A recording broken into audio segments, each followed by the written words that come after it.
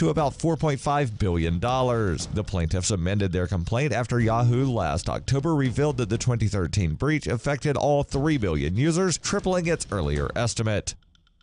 This has been FPP Radio News, online at fppradio.com. Jack Daniels announced today its plan to start marketing direct.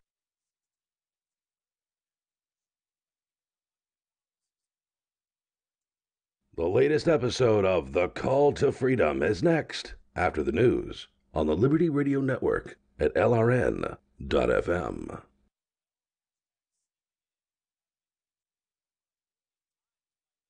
A report released Tuesday by physicists at Stanford University revealed that the entire known universe, from the whole of human civilization to the totality of matter and energy, is actually the fictional setting of a cop show called Hard Case. According to authors of the report, existence as we know it was created solely to provide the framework for the primetime drama that airs weekly in a parallel universe, and that every historical event prior to the show's September 2008 pilot, including the Renaissance, World War II, evolution, the September 11th attacks, and the presidential administrations of Washington through Clinton, never actually happened and are merely part of the elaborate backstory crafted.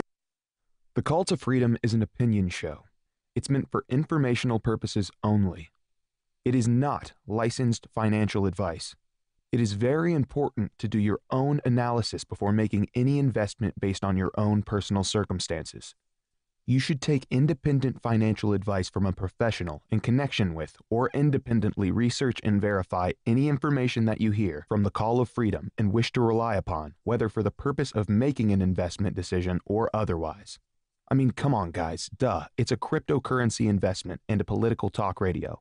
Of course, it's opinions. Computers are online. I'm gonna start loading software. 5, 4, 3, 2, 1. Welcome to the Call to Freedom. Broadcasting live from Vertcoin Studios on LRN FM. You're listening to Will. You will listen to every damn word I have to say. And Aria. Be afraid. Be very afraid. Stay tuned for political talk and everything crypto. That's right. Broadcasting internationally on our Bit Plus Network satellite. This is The Call to Freedom. All right, let's boot it up. That's right. Welcome here to the Call to Freedom here on LRN.FM. The beginning of another beautiful week right here in Keene, New Hampshire, broadcasting live from the Vertcoin studio, joined by my classic crew tonight. We've got Mr. Tom Gray, as well as Miss Aria Demezio from Anarchist. Oh, well, yeah, not even because that website's being closed. From cryptocurrencycheck.org. How y'all doing tonight? Well, I am just super excited about the upcoming Libertarian Drama remix, but we've got a whole lot to discuss before we get there. Oh my God, we've got so many different stories that I want to cover. The world is going to hell in a handbasket, and and there's good news too on top of that. So I'm just so much I want to cover. How are you doing tonight, Aria? I'm doing great. Awesome. So now, without any real gilding of the lily, there's a story I want to hit first. It's close to my own heart, and we've got a little minute and a half clip here covering it's time for a funeral for our childhood. It says there's a mega deal coming that Hasbro is going to buy Mattel, and that's not going to change much because Toys R Us is about to shut down many, if not all, of its stores. Sounds like it's going to be all. Yeah, that's sad. I've looked at a few different sources. Some say 180, but a lot of them are now reporting that it's looking like it's going to be all the stores. Yeah, I've been following this one. Of course, I'm the lawyer in the room. When they first reported they were going into bankruptcy back in September, I told everybody it's just a reorganization. It's like every other bankruptcy. They'll get their debt situation straight. They're a huge company. They'll turn it around. And then when they said they were closing just 180 stores, that was supposed to be part of the reorganization. But apparently it's such a cluster, you know what, that they weren't even able to meet the requirements for reorganization, so they're going into what's called a liquidation bankruptcy, a Chapter 11, and that means everything's going belly up. And apparently their biggest creditors are Lego, Mattel, Jakks Pacific, who makes the WWE toys. Like, it's the toy makers that are owed the most money because Toys R Us, took in their inventory on credit and couldn't sell it. Yeah. So it's you've got Hasbro shares following 3.5%, Mattel going down 7%, Jakks Pacific 5%, Canada's Spin Master, which owns the popular toy line Hatchimals, down 3%. They're on sale right now, by the way, at Toys R Us. I just bought a couple of those for the kids. Hatchimals. Oh, those are the Hatch Animals, yeah. They're what's the word? They were the hot Christmas toy for a couple of years, but they have like gotten smart and they made a smaller version. Yeah, they're like codependent now. The codependent teddy bear. Yeah, no, they started making little plastic McDonald's toy-sized ones. Those are a lot more convenient and a lot cheaper, and that's what my kids collect. But, I mean, it's a sea change because, like, the companies you just listed, like, in an age where there's not a physical toy store for kids to go and peruse, they're not going to come across those toys as much. That's what investors are reacting to. Well, not only that, but, I mean, look here. You've got Lego reporting its first sales drop in 13 years. Wow. They'll be fine though. Spokespeople at Toys R Us are not commenting on the liquidation chatter. Went into administration in the UK, paving the path for stores there to shut their doors, and the potential closing of Toys R Us in America would be a particularly huge blow to Hasbro and Mattel. According to recent regulatory findings from both companies, Toys R Us accounted for nearly 10% of the company's overall sales. Yeah, and you know what their real problem is? Barbie's boring as heck. She is. Like I don't know about your girls. My girls liked one Barbie movie, and that was Barbie Video Game Hero, because it was about video games. My daughter doesn't even acknowledge that Barbie exists. She's into like Glitter Force, which is like if Barbie was an anime and different colors and glitter. So yeah, I mean, pretty much. Yeah, we've got Hasbro with a decline in fourth quarter sales, even with the even though they own Nerf, My Little Pony, and all of the lucrative licenses tied to Disney and the many other studios, Pixar, Marvel, Lucasfilms.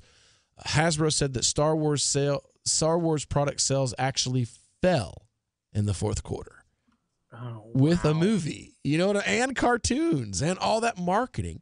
And Disney did as well. Disney Frozen. Well, of course they did. That movie came out 5 years ago. Yeah. The softness in the toy industry is partly due to the rise in video games and other high-tech toys that kids are increasingly playing with instead of action figures, dolls, and board games. But that's a soft market. It's not saying that stuffed animals are up and everything else is down. Right. Recent struggles at Walmart and Target are also hurting Mattel. The dominance of Amazon is putting pressure on many consumer product companies as Amazon has made a relentless push to lower prices. Walmart's the largest customer for Mattel and Hasbro, accounting for about 20% in total sales. Both toy companies get nearly 10% of their revenue from Target as well.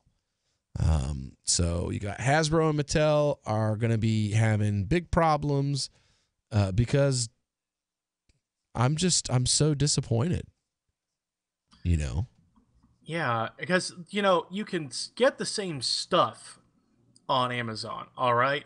But the experience of just giving your kid $10 and saying, let's go to the Toy Mega Store, that's what's going away. Right. And without that experience, there's going to be a lot less interest in toys, period.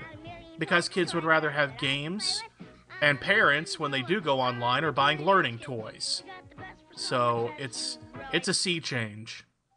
I'm very, very, very disappointed, I have to say.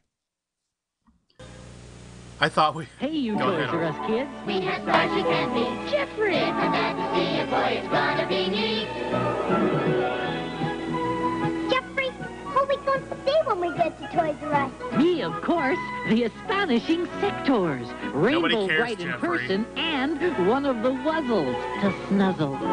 Wow! It's the world's biggest toy, so let's go! Check your local Los Angeles area papers for the exact time and day. Those are from when I was a kid. Everything in that commercial was dated. Yes. Even the local. Wuzzles. Check your local paper. Your what? My local paper. The what? Huh? What's that? What's a paper?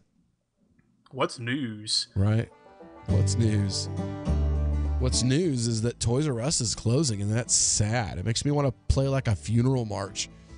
Anyway, when we get back here, what would you say if you got pulled over and you found out you got to pick the charity that the money that was stolen from you went to? Is spreading the message of liberty, cryptocurrency, and peace around the globe worth $2 per month to you? As you may already know, in addition to our internet feed, LRN.FM broadcasts on free-to-air satellite across North and Central America, as well as Sub-Saharan Africa. And we've been available on satellite for free 24/7 since 2010. The LRN.FM free-to-air satellite signal is reaching some of the most oppressive regimes in the world, and there's no doubt our ideas are making an impact. You can learn more about the channel's impact by watching the 3-minute video at fund.lrn.fm. If you'd like to help free minds globally with our ideas of liberty, cryptocurrency, and peace, you can donate as little as $2 per month via fund.lrn.fm. You can help us continue and expand our satellite broadcast to multiple continents. Visit fund.lrn.fm today, and thank you for your help. Don't forget to share the link on social media. That's fund.lrn.fm. We've all heard about blockchain assets like Dogecoin, Ether, and Ripple. Bitcoin isn't the only player in the blockchain game any longer. And for those of us wondering how to get our hands on these digital assets, finally, there's a solution. Shapeshift.io allows you to buy and sell between your digital assets and Bitcoin instantly between your own digital wallets. I've used it with ease. Shapeshift.io. There's no account or email address needed. You send them the crypto you want to sell. They send back the crypto you want to buy. It's that easy. Shapeshift.io. Did you know we've taken our LRN.FM telephone listen line to a new level with the LRN.FM audio on demand line? Now you can call 712-770-8447 anytime and listen to LRN.FM's live feed. And you can listen to a bunch of our original shows on demand. Long distance fees may apply. Just dial 712-770-8447 and choose from the menu. 712-770-8447. Hi, I'm Derek J. To me, an activist's calling is to actively work to advance a cause. The cause for which I work is personal freedom. I believe my life is best when I engage in voluntary interactions and self-government. I reject the idea that anyone else has a higher claim to my life or my body than I do. I see people who call themselves the government as a threat to my personal freedom. I realize you may feel differently, but my relationship with the people who call themselves the government is completely involuntary. If Starbucks used some of its money to drop bombs, I wouldn't shop there. So why would I support the American empire? The empire does not require my consent. Derek J's Victimless Crime Spree. Watch it for free and order the Director's Cut DVD at victimlesscrimespree.com. That's victimlesscrimespree.com. Some of you asked, and now we've delivered. LRN.FM's live Keene, New Hampshire studio shows are now streamed in HD on Twitch. Visit our channel at twitch.lrn.fm and give it a follow. If you have Amazon Prime, you get one free subscription on Twitch. If you use it on our channel, Twitch will give LRN.FM a monthly piece of your Prime subscription cost. So please watch, follow, share, and subscribe to twitch.lrn.fm. That's twitch.lrn.fm. When you hear the word lobbyist, you probably think about greedy corporations, but not all lobbyists are the same. Some are fighting for the freedoms you hold dear. Liberty Lobby LLC is doing just that in New Hampshire, working hard to represent you, not some special interest group. You can help by going to libertylobby.info, where your contribution will give us the tools we need to ensure that your voice is heard. Visit libertylobby.info today to find out more. If you enjoy LRN.FM, please contribute to your favorite shows via their websites and become an amplifier at amp.lrn.fm. That's amp.lrn.fm. You're listening to The Call to Freedom on LRN.FM. تستمتعون إلى برنامج نداء للحرية مباشرة على LRN.FM.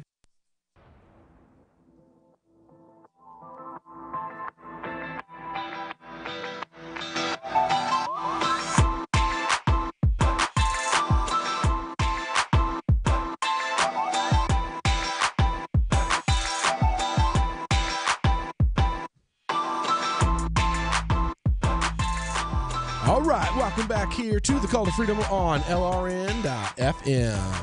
Broadcasting live from the Vertcoin studio. And speaking of Vertcoin, tomorrow we're going to have a member of the Vertcoin development team on with us, Gert. I believe he's from the mining team. He will be joining us for, he'll be joining us for Crypto Hour on Tuesday. So that's tomorrow afternoon from 5 until 6 during Crypto Hour. So we've also got, I'm hoping to hear a little more information. Somebody just gave us quite a bit of, gave quite a bit of Vertcoin for us to give away. I want to get a little more information about what it is we're going to be giving it away in the name of, but it looks like we might have quite a bit of scratch to hand out. So anyway, now I had a story. This is the story that was the most interesting to me for today. I wanted to make sure I hit this. Now, we actually have been trying to get the guy who wrote this bill onto the air with us. It was written by Steve Kerbell. Now, if you recall, we were speaking about Mr. Kerbell a couple weeks ago because he created the United Independent Party. So what we wanted to do, I want to play this story. It's from Denver, Channel 2 and Channel 31. It's not an anti-police movement. But is it an effort to stop what some call policing for profit? Stop the Shakedown is what supporters are calling Measure 53. If it does get on the ballot and passes, supporters say speed traps could disappear. Fox 31 problem solver Rob Lowe explains how charities could benefit at the expense of law enforcement budgets. Supporters of Measure 53 are convinced that too often law enforcement agencies, especially small departments, are ticketing people simply to collect revenue for the departments. But what if they couldn't keep all that revenue? What if all that money went to charity instead? If you think most speeding stops, red light cameras, and radar vans taking photos of passing cars all have more to do with collecting your cash than public safety, Measure 53 might be your ultimate revenge. It stops things like speed traps. It stops unmarked traffic enforcement vehicles. All financially motivated enforcement goes away. Steve Kerbell has been collecting signatures for months. If you happen to be registered voters in Colorado, we'd sure like your help. He has to collect more than 98,000 signatures by the end of March. Thank you. I appreciate you doing this. The fine itself will go to a charity of your choice. His band of Stop the Shakedown volunteers will have a hard time reaching that mark. Getting on the ballot is the tough part, but persuading voters, he believes, would be much easier. Suggest a charity that the money would go to. I do like that idea. It seems like a good idea. Our charities could always use more help. Helping charities, be it the homeless or cancer research, might be the beauty of Steve's plan. The ballot measure is going to make it so that government cannot keep a penny out of fines, forfeitures, or other financial penalties. But for example, if you get a speeding ticket and you want to give it to a homeless charity, that fully satisfies your fine. Once people understand this, they love it universally. Well, maybe not all people. An analysis by the Colorado Legislative Council predicts the measure would cost state agencies $256 million. $250 million affecting education, transportation, natural resources, but mostly law enforcement budgets. Mountain View definitely has a history of being notorious for policing for profit. Would you want to help us with a ballot initiative on fees? We met Reagan Benson collecting signatures outside traffic court in tiny Mountain View. I don't think they've been shy in needing to drum up revenue to maintain city functions for a 12 square block city. According to Mountain View's own records, 55% of its budget in 2015 came from traffic fines, though that's gone down 20% in 2016 and just 10% in 2017 thanks to growing marijuana taxes. Still, Measure 53 supporters say any money kept by police departments from fines is a conflict of interest. I think they're doing it for their own profit, their own benefits. If cops are going to stop drivers, most people want to know money wasn't a motivating factor. Drive safe. Have a good day. Let's just do it for the safety. We asked multiple city leaders and police chiefs to talk to us about Measure 53. None would. It may be they hope it never Surprise, is on the surprise. ballot. And with 3 weeks to go, supporters admit they may not collect enough signatures this year. But if they don't, promise to try again in 2020. Rob Lowe, Fox 31. Rob, thank you. New figures. So, yeah, let's first of all, we create a huge wall between you actually getting something on the ballot, a ballot initiative. And then when we ask city leaders and police departments and stuff what they think about it, well, of course, they don't really have any comment because anything that there is no right answer. If they say they support the effort, then the police unions and the FOP and all those people come down on their heads like a ton of bricks. And if they don't say they support the effort, well, then it looks like they write tickets for the reason that they write tickets, which is to put money in their own pockets. What do you think, Tom? You got me? Yeah, I got you. Okay. They say in the story, well, nobody from the police department or the city would talk to us about this, but did you happen to catch that everything the reporters said was couched in, some say police pull people over to collect money.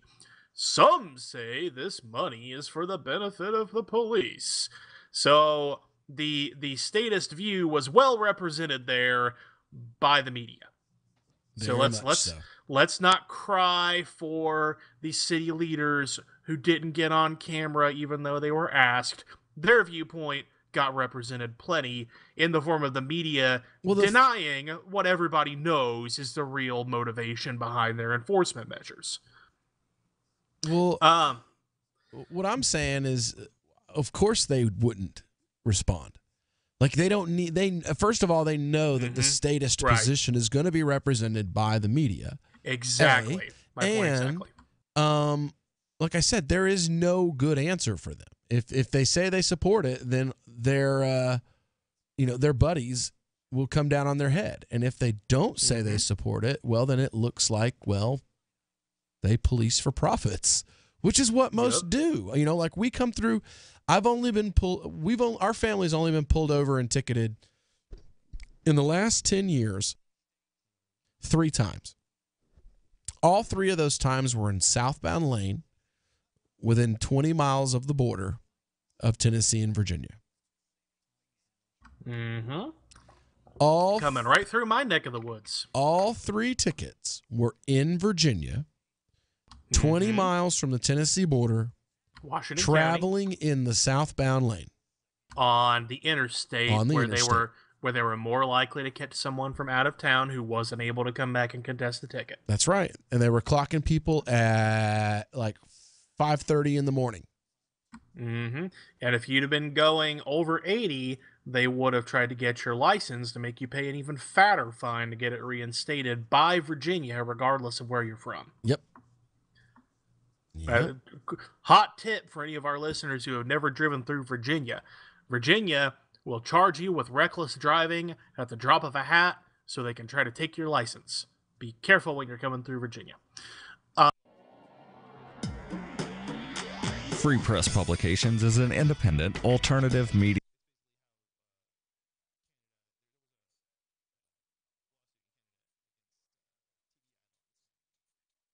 The Call to Freedom is coming up next, live after the news on the Liberty Radio Network at LRN.FM.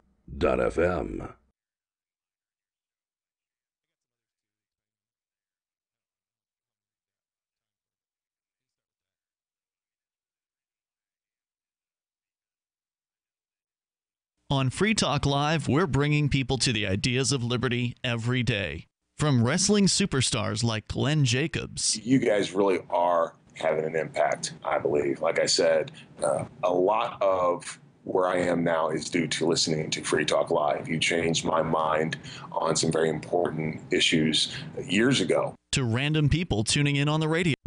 Hi, this is Mark Edge of Free Talk Live. Michael W. Dean's book, User's Manual for the Human Experience, changed my life. In a culture that attempts to turn you into a compliant victim, this book gives you implementable steps on everything from how to be aware of your environment, walking down the street, to business, to how to handle a toxic person in your life. If you're a human, you need to read this book at least once. Go to Amazon and get the Kindle version, or paperback, or an audiobook of A User's Manual for the Human Experience.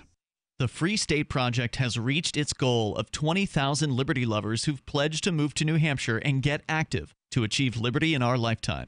Perhaps you're trying to figure out what part of New Hampshire should be your destination.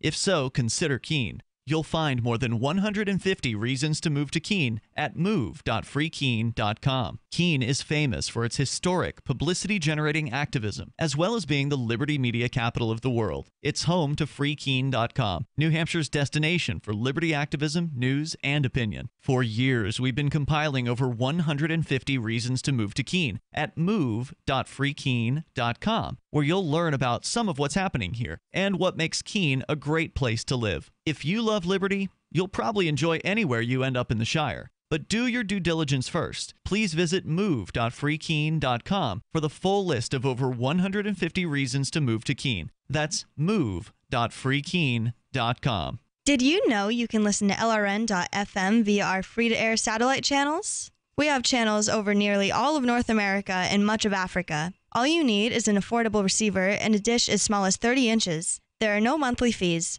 Learn more at sat.lrn.fm. Plus, if you are a broadcaster or want to be one, this is a good delivery method for our content. See our coverage maps and get details at sat.lrn.fm. That's sat.lrn.fm. sat.lrn.fm. This is Michael Dean from the Freedom Fiends. I've run websites since 1996 and have used over a dozen web hosts in that time. AgristHosting.com is the only one that hasn't broken my heart. Agrist Hosting's uptime and service is stellar, and their DDoS mitigation is the best I've seen. That's important because if you tell the truth in this world, you'll ruffle feathers. And some people will try dirty tricks to silence your voice. No matter what the haters hit us with, Agrist Hosting keeps our websites online. If you have a mission-critical commercial presence or a world-changing activism site, you cannot tolerate any skullduggery. So go with agristhosting.com. Have a WordPress or blog site, but you're not satisfied with performance or uptime? Or just want raw hosting? Want to pay with Bitcoin? Agrist Hosting specializes in high-performance hosting with personalized service. Go to agristhosting.com and click on the button that says Get Hosted. That's agristhosting.com. Join the LRN.FM Discord for live chat 24/7 at discord.lrn.fm. That's discord.lrn.fm. You are listening to the Call to Freedom on LRN.fm. Unasikiliza wito wa uhuru katika LRN.fm.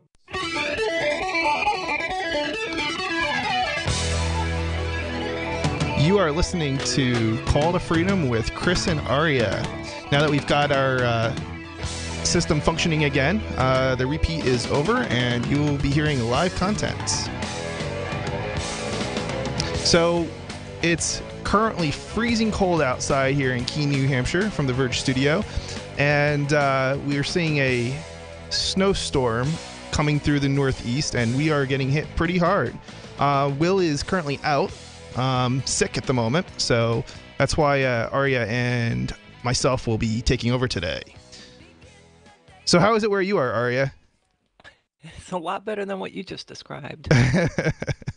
We've got it's back up to about 70 down here. It's really nice. Yeah, I just came from I just flew in actually last night from California, and it was about 70. I'd say it's probably 70 degrees the entire week that I was there.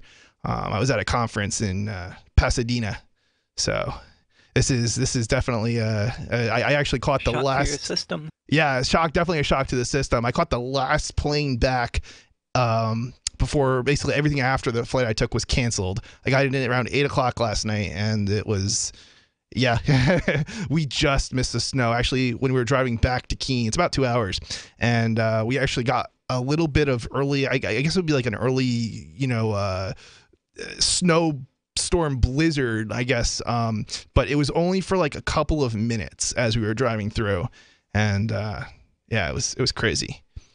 Oh, that's lucky.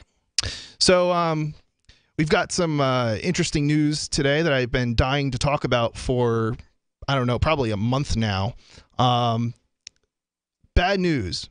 We lost the appeal. Canada does not protect online platforms indexing user-generated content. So, Arya, sorry. Are you familiar with TV add-ons by any chance? I'm not.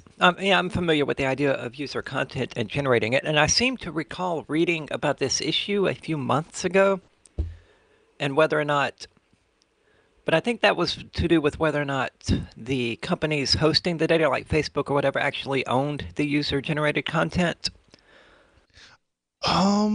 Was that the same story? I don't know if that was the same story, but anyway. Yeah, I don't think it was. Yeah, I mean, so basically what I have here is a story about TV add-ons and how the digital, we should probably back up and a little background to the story. So there's something called the Digital Millennium Copyright Act in the United States that gives hosting platforms certain protections. So companies like Facebook and YouTube, when users generate the content and post that content, the host is not liable for that content. And there's been a lawsuit that's been ongoing for, I don't know, a number of months now in Canada against a TV, well, the company is, or actually, I think it might even be a nonprofit, but it's a TV Add-ons is the organization. And basically they host add-ons for a program called Kodi. And Kodi is basically a media player that enables you to watch video and audio content on a computer or a television, potentially. They've got these little boxes that run this software, and you hook it up to your computer. And if you install add-ons, you can watch content basically over the internet that streams to your television. So that's basically what the story is about. And it sounds like it's going to be very similar to the VHS versus Fox Supreme Court case. Yeah, well, so Canada is not the United States. They have similar laws in Canada in regards to DMCA, and this basically is about liability. So I'll go ahead and get started, and we'll talk about the story in a minute. All right, so bad news. We lost the appeal. So let me back up a second. So this is actually a post on the TV add-ons blog, I guess you'd call it. So it's actually probably the best source for kind of what's happening, I feel. All right, so here we go. We lost the appeal. Canada does not protect online platforms. We have just received notice that the appeals court ruled in favor of Bell, Videotron, Rogers, and TVA. And so for those who don't know, these are basically, I think some of these are the ISPs in Canada. So it's actually kind of weird that the ISPs are going after them. But I believe that part of the reason for that is because they also have gotten into the content industry or the creation industry. So they have a business incentive to go after this TV add-ons repository. And there's something else interesting to note. An add-on doesn't actually host any copyright infringing content. It just enables you, it's kind of like a web browser. It enables you to access content that's hosted on other platforms. So this is a very interesting case. All right, so I'm going to continue. This means that we will not have our original domain name or social media accounts returned in the foreseeable future.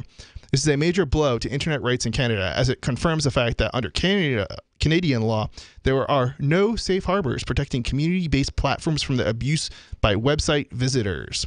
So it's interesting. So it's actually another thing that's interesting about this case is, so TV add-ons, as I was saying, is just a host. They just host the add-ons. But in this case, TV add-ons has had their domain name seized, their Twitter accounts, all of their social networking stuff. It's all been seized. So they can't actually operate the platform, even though they've not been ordered to stop operating the platform. Yeah. Let me make sure I got this straight. So all they do is host add-ons that people can download and install that interact with these devices that are similar to things we have in the United States that I can't remember what they're called, but they basically let you stream Netflix and YouTube and things like that without hooking a computer up to your television, things like that. It sounds very similar to a device like that, except the add-on allows you to watch user-generated content or perhaps copyrighted content. Yes. And the add-on site was taken down because of that. Yeah, because these add-ons can potentially you can through the add-ons you can access basically websites, and those websites, some of those websites have content that has been posted by yet other users that is infringing on the rights. I put rights in quotes. I'm not a big favor of copyrights and things like that. They're saying that it's actually almost identical to when the DVD encryption key was hacked. Right. And for those who, yes, DECSS you're talking about, or are you talking about VHS first beta? DVD. Or I'm sorry, not VHS first beta. It was well, I don't know what it was exactly, but back in the... Well, DVDs were using a single encryption key to keep all of them from being copyrighted. It was like just this one key that was being used to encrypt every DVD and prevent it from being, copied. Well, that was actually kind of funny because it didn't actually prevent people from copying the DVDs. What it did was, what did it do? It kind of like, I guess it prevented people from taking portions of the content, but you could actually copy an entire DVD. And if you copied every bit of the DVD software, it should still have been able to play back, I think. But I mean, yeah. Ultimately, I think you did need a key, but I don't know. It's complicated. But yeah, no, there was so back in the 90s there was I think it was VHS. I don't think it was Betamax, but maybe it was both of them. I believe it was Sony sued somebody. Yeah, it was Sony. Yeah, they sued VHS. Yeah, was VHS a company? Do you know? Or I know it was it's a tape. Everybody knows what a VHS tape is, probably, unless you're. I can jump in here. Okay. VHS was created by JVC. Okay. Back in the day. Okay, so did they? So maybe they sued JVC, and the industry basically lost, and they lost because it had legitimate legal uses, and I don't remember what those legal uses would have been, but recording, television maybe would have been a legal use for personal use, or your kids baseball game that you might have recorded, something like that, of that nature. So it looks like the show is going to be right back, and I'm not sure how much time I've got left to talk, but do you have any other comments, Sarah? No, I'm currently looking up the videotapes. Okay. All right. Well, we'll be back in 5, 4, 3 shortly.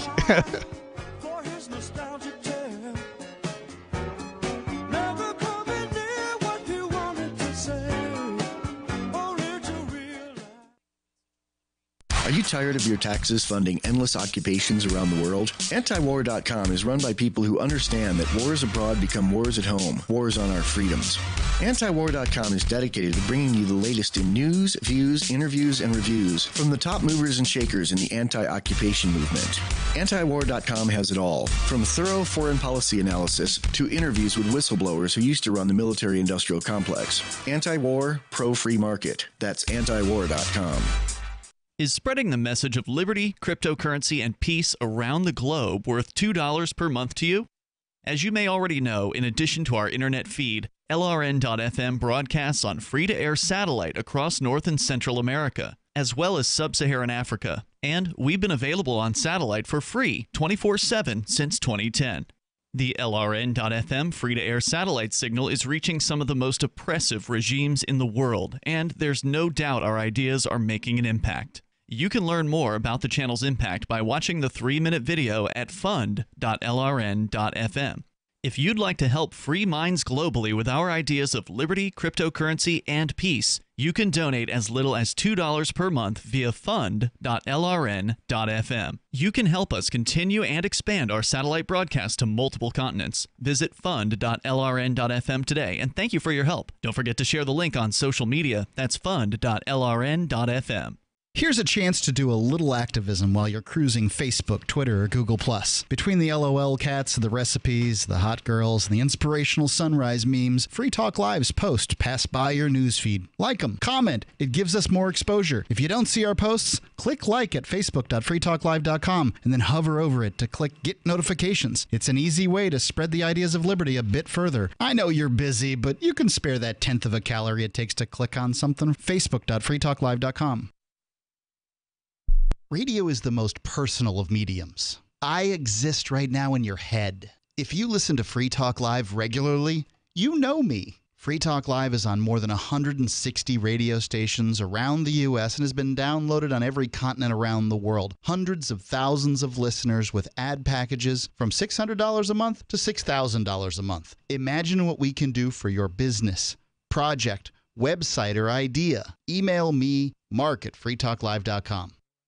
Now that you've found the Liberty Radio Network at LRN.FM, you may want to help expose others to our great programs. To assist you in doing so, you'll find resources at promote.lrn.fm, including details on how to get a free bumper sticker, quarter-page flyers you can print out and distribute, banners for your website, as well as files that will allow you to make your own custom banners and graphics. Visit promote.lrn.fm and help bring new listeners to the Liberty Radio Network. That's promote.lrn.fm. A new Gallup poll found that the GOP has an overwhelming advantage among young people who look like old men. The poll shows Republicans hold a solid lead among the coveted elderly youth demographic, including 18 to 24-year-olds who wear suspenders and bow ties to class every day. I'm joined by Republican strategist Rob Powell. These are pretty encouraging numbers for the GOP, aren't they? Yeah, of course, it's very encouraging. Millennials who look like they're permanently dressed for boat trips are a rapidly growing segment of the population. And according to the survey, the prematurely aged are also very politically active. Absolutely. Only about 20% of young people vote overall, but there's almost 100% turnout among youth that dress like a dad from a 1950s sitcom. Now, what about the criticism that the GOP only appeals to white men? Not true. We also have a lot of support among sorority girls that wear pantsuits and pearls, paunchy Chinese college students, and we're making inroads among African American ham radio enthusiasts. This is the Onion News Network. You're listening to the best liberty-oriented audio streamed around the clock, on the air, and online. This is the Liberty Radio Network at LRN.FM. You are listening to the Call to Freedom live on LRN.FM. تستمعون إلى نداء للحرية مباشرة على LRN.FM.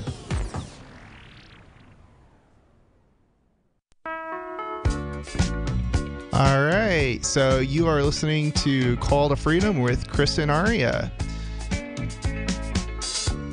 So Aria, I was looking more. Yeah, go ahead.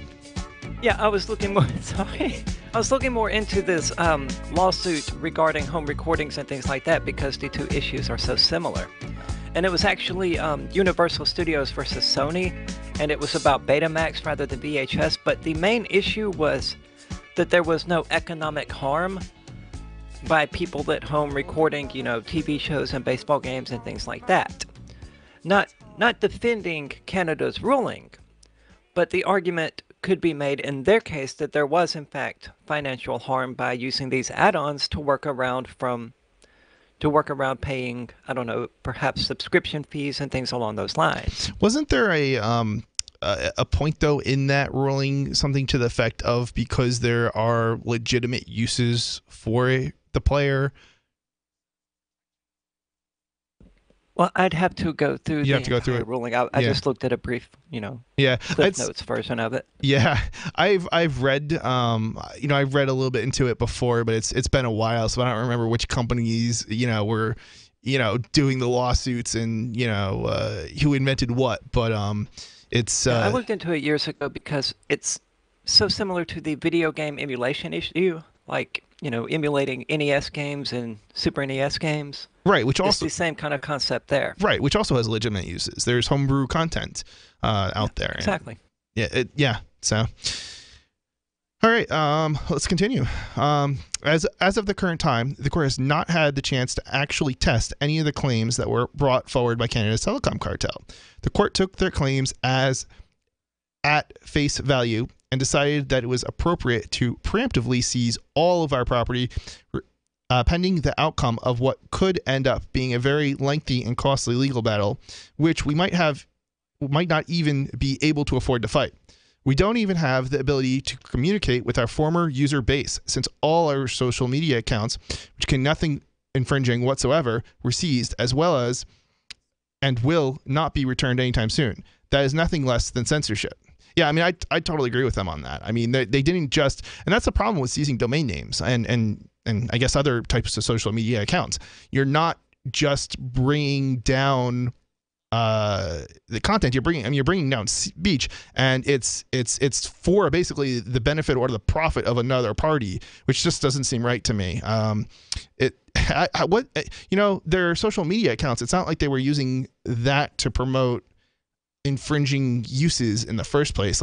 So maybe you can make an argument for the website, which even that doesn't seem to be, legitimate to me, because they weren't really distributing content through the website. They were distributing legal add-ons, which themselves also weren't infringing. And even the sites that were hosting that content that the add-ons accessed were actually not infringing. It was the users who posted that content to those sites. But yeah, go on, Arya.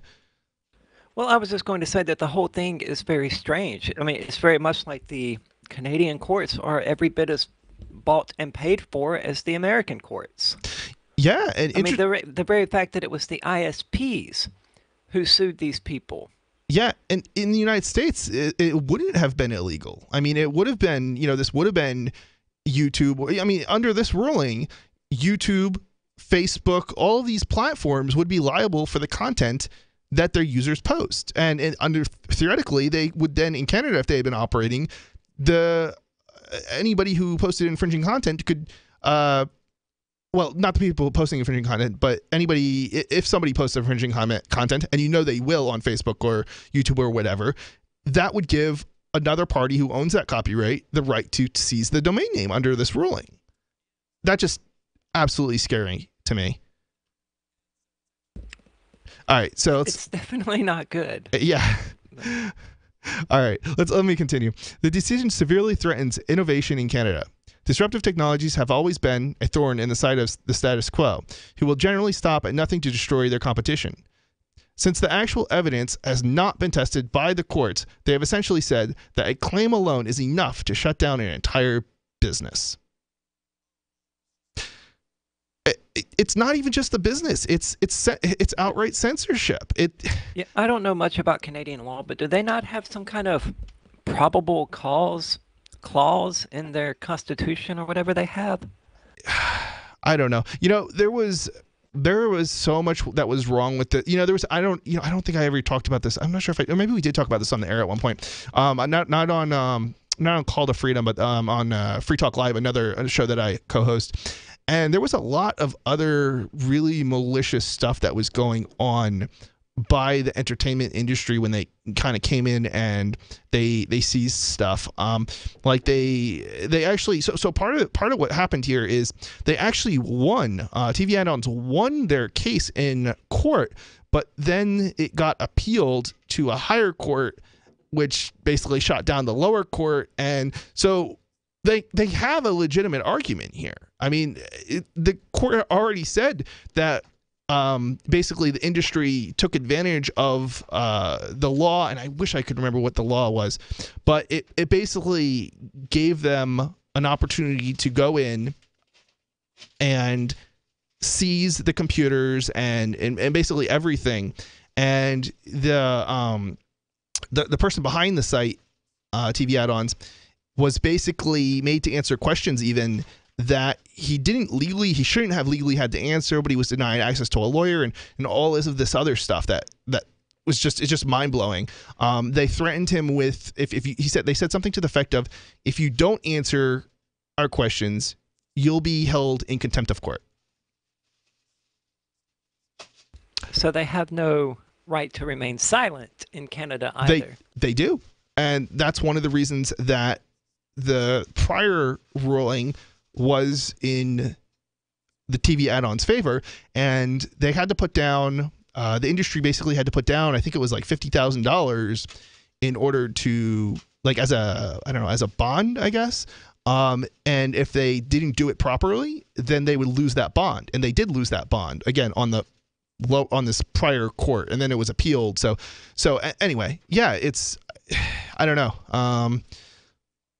And they just hosted add-ons? Yeah, they just, and not even just add-ons. They actually were hosting open source or free software add-ons. So the people who were making these add-ons were releasing the source code, and it wasn't. So it's funny because what is open source? What is free software? It's basically a hack on copyright that puts the user in control. It gives the user the power as opposed to a monopoly, which is what copyright normally is.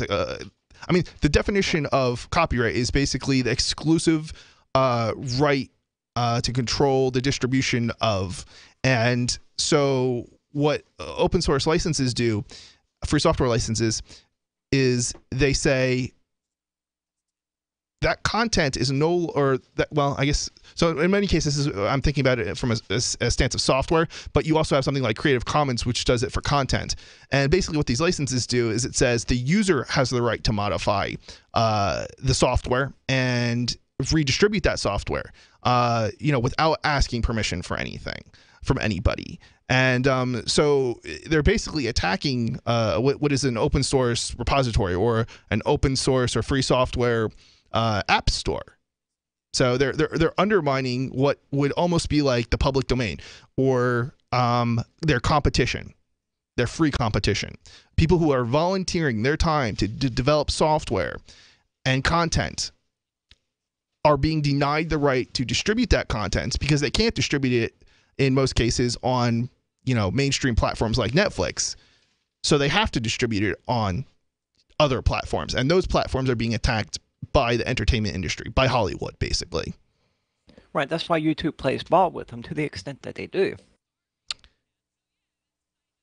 Yeah, yeah. All right. So at the current time, we have almost 1,000 legitimate unofficial Kodi add-ons indexed within our add-on library, none of which can even be considered to be infringing. These add-ons are developed by independent developers around the world and submitting to our site for indexing. We do, page 2, we do not have any part in their development and have never hosted nor direct linked to any form of infringing content. There's still the possibility that our property will be returned eventually, but without the ability to communicate with the majority of our user base, fundraising for legal costs has been quite difficult.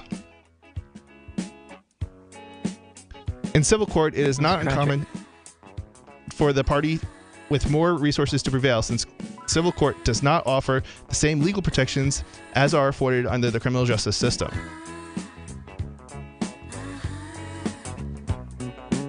The most disturbing part of the whole ordeal is that it has now been proven that, unlike American websites, Canadian platforms are responsible for the actions of their users.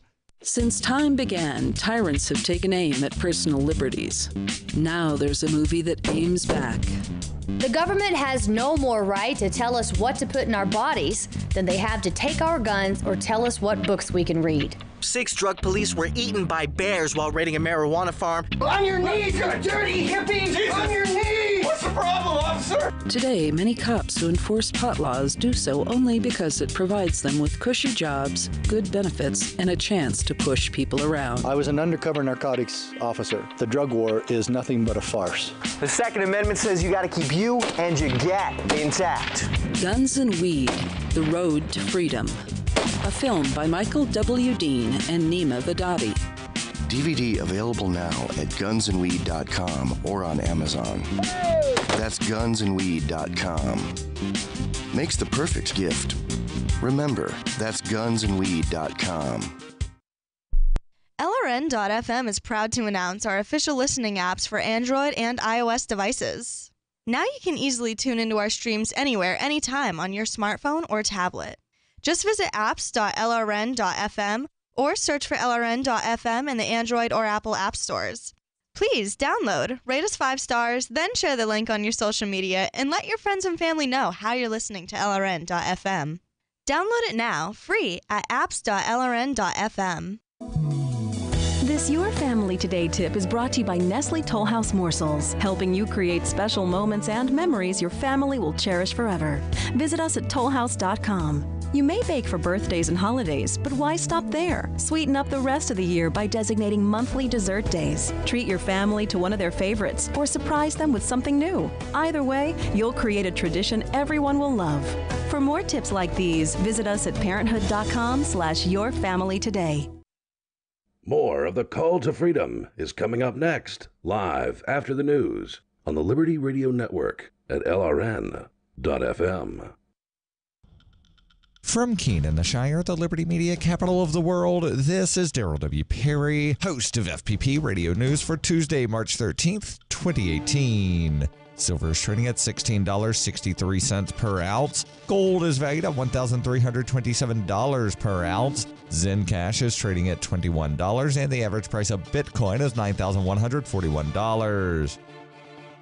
Antiwar.com reports out of South Korea suggest that among the priorities for North Korea's Kim Jong-un in upcoming talks with President Donald Trump is to secure a peace treaty and to establish formal diplomatic relations with the United States. That would be a huge accomplishment. The U.S. and North Korea have been in a state of war since 1950's Korean War, which ended with an armistice in 1953. This was intended to cease hostilities pending a peace treaty, but that treaty never happened. President Trump has been very optimistic about the chances of these talks. The U.S. is seeking denuclearization of North Korea, while North Korean officials have also suggested a priority is assuring they don't get attacked by the United States. North Korea, however, has not said much of anything publicly since the talks were announced Thursday night. White House officials downplayed this, saying they remain confident that the talks will take place. After all, North Korea offered the talks in the first place, with the proposal delivered through South Korea's delegation, which visited both Pyongyang and Washington, D.C. last week.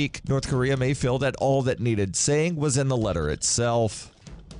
Are you an advocate for free market money? Do you promote Bitcoin as an alternative in a fiat-centric world? Then you need Spendabit in your arsenal, the search engine for things you can buy with Bitcoin. Spendabit aggregates millions of products from thousands of Bitcoin-enabled merchants. Keep your money in the free economy. Visit spendabit.co today. Bitcoin merchants, ask about our merchant suite to reach even more customers. Spendabit.co.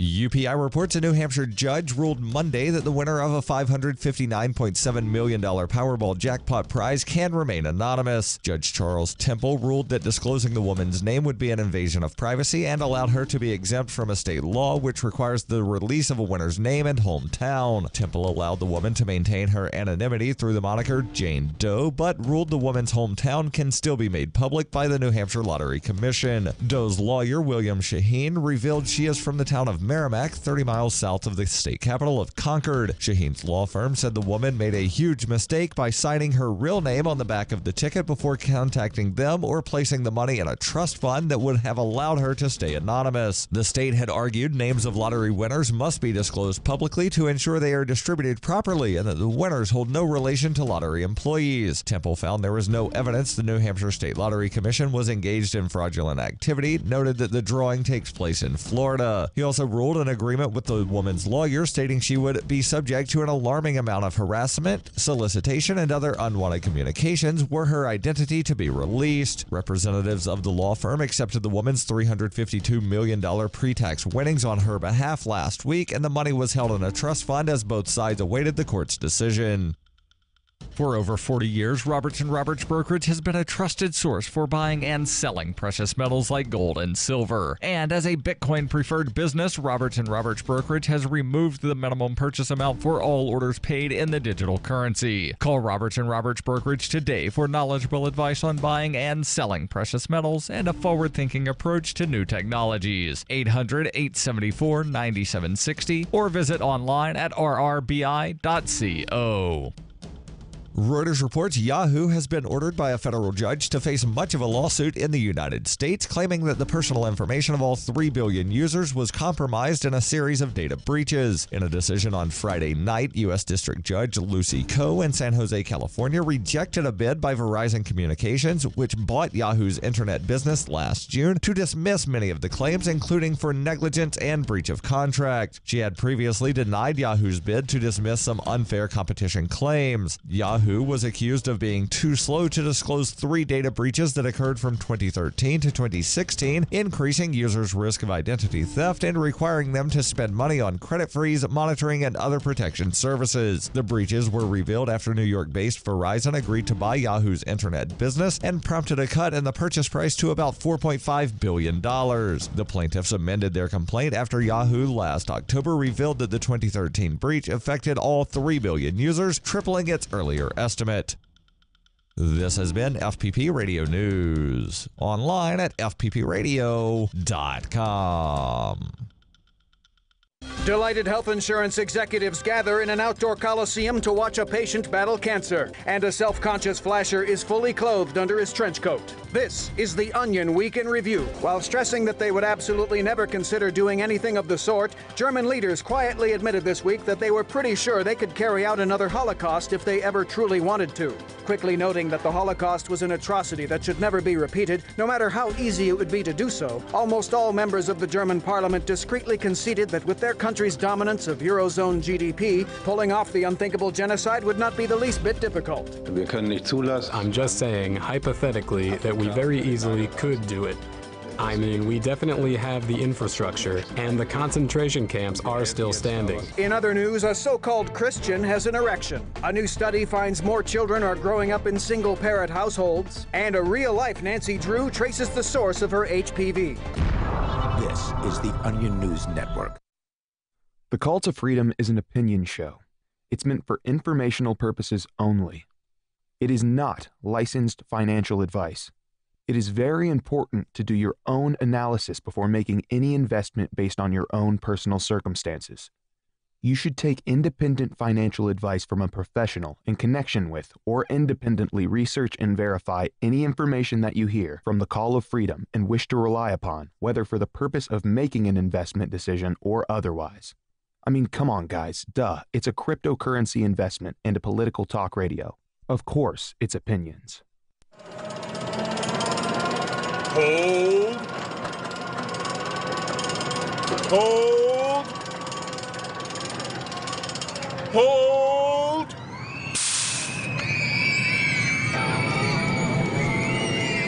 You better hold on for dear life, because it's time for the Crypto Hour, brought to you by Helium.com on the Call to Freedom. All right, so you heard that right. You're listening to the Crypto Hour with Chris and Aria. So today we're going to have on a representative from Vertcoin who will be talking to you about cryptocurrencies and Vertcoin. Welcome, Gert. Hi, thanks for having me. All right, so well, we like Vertcoin a lot because it shares so many of the philosophies that we share. Security, decentralization is a big one, and obviously being ASIC resistance aids in the decentralization aspect. So, can you give us a brief overview of Vertcoin and the philosophy behind it? Yeah, sure. So, Vertcoin is a digital currency, just like Bitcoin is and Litecoin is. There's just a key distinction in Vertcoin is that our core value is to have a decentralized network, a payment system that anyone can participate in. And one of the things that we do to achieve that is that anyone should be capable of mining Vertcoin. So mining is is actually the way that currency comes into circulation. And by allowing everybody with their regular hardware, like their normal computer, to mine Vertcoin is sort of a way to make it fair for everyone to participate. Where if you look at Bitcoin and Litecoin, their mining economy is sort of disturbed by the fact that you need this, expensive specialized hardware to be able to mine. So it's not achievable for everybody to participate in that. And that's something that we really want to ensure for the long term, that everybody has access to this mining. And what is that called exactly? What do you mean? What is what called? Is it called like ASIC resistant mining? Well, ASIC resistance is a part of it. So it stems from the fact that we want to fight these large centralized pools of miners that essentially appear when hardware is very expensive to buy. So only large parties can afford them. They put a lot of them in a central warehouse. They can do that with GPUs as well. But the difference is that I can also buy a GPU, and there's no economy of scale in GPU mining. So if you want to buy 1,000 GPUs, you would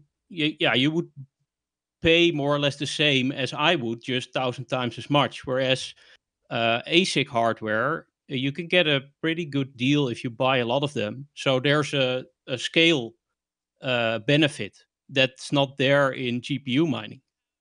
So you can compete with your GPU in your gaming PC. You can just as good be a part of the network as somebody that has 50. It's just more equal that way. Oh, interesting.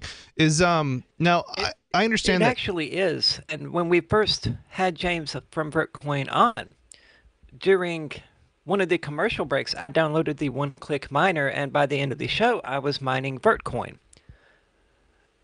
Exactly. Of course, the GPU that I was using at the time was in the process of dying, so I didn't get anything out of it, but it was really fascinating. It was really fascinating and really awesome how available mining had become. That's one of the key elements is the fact that you can mine it with your GPU. That's one. But then still, if you're not tech savvy enough, historically it meant that you could not mine, even if you had the proper hardware. It was very difficult to set up a miner because you had to sometimes even compile code.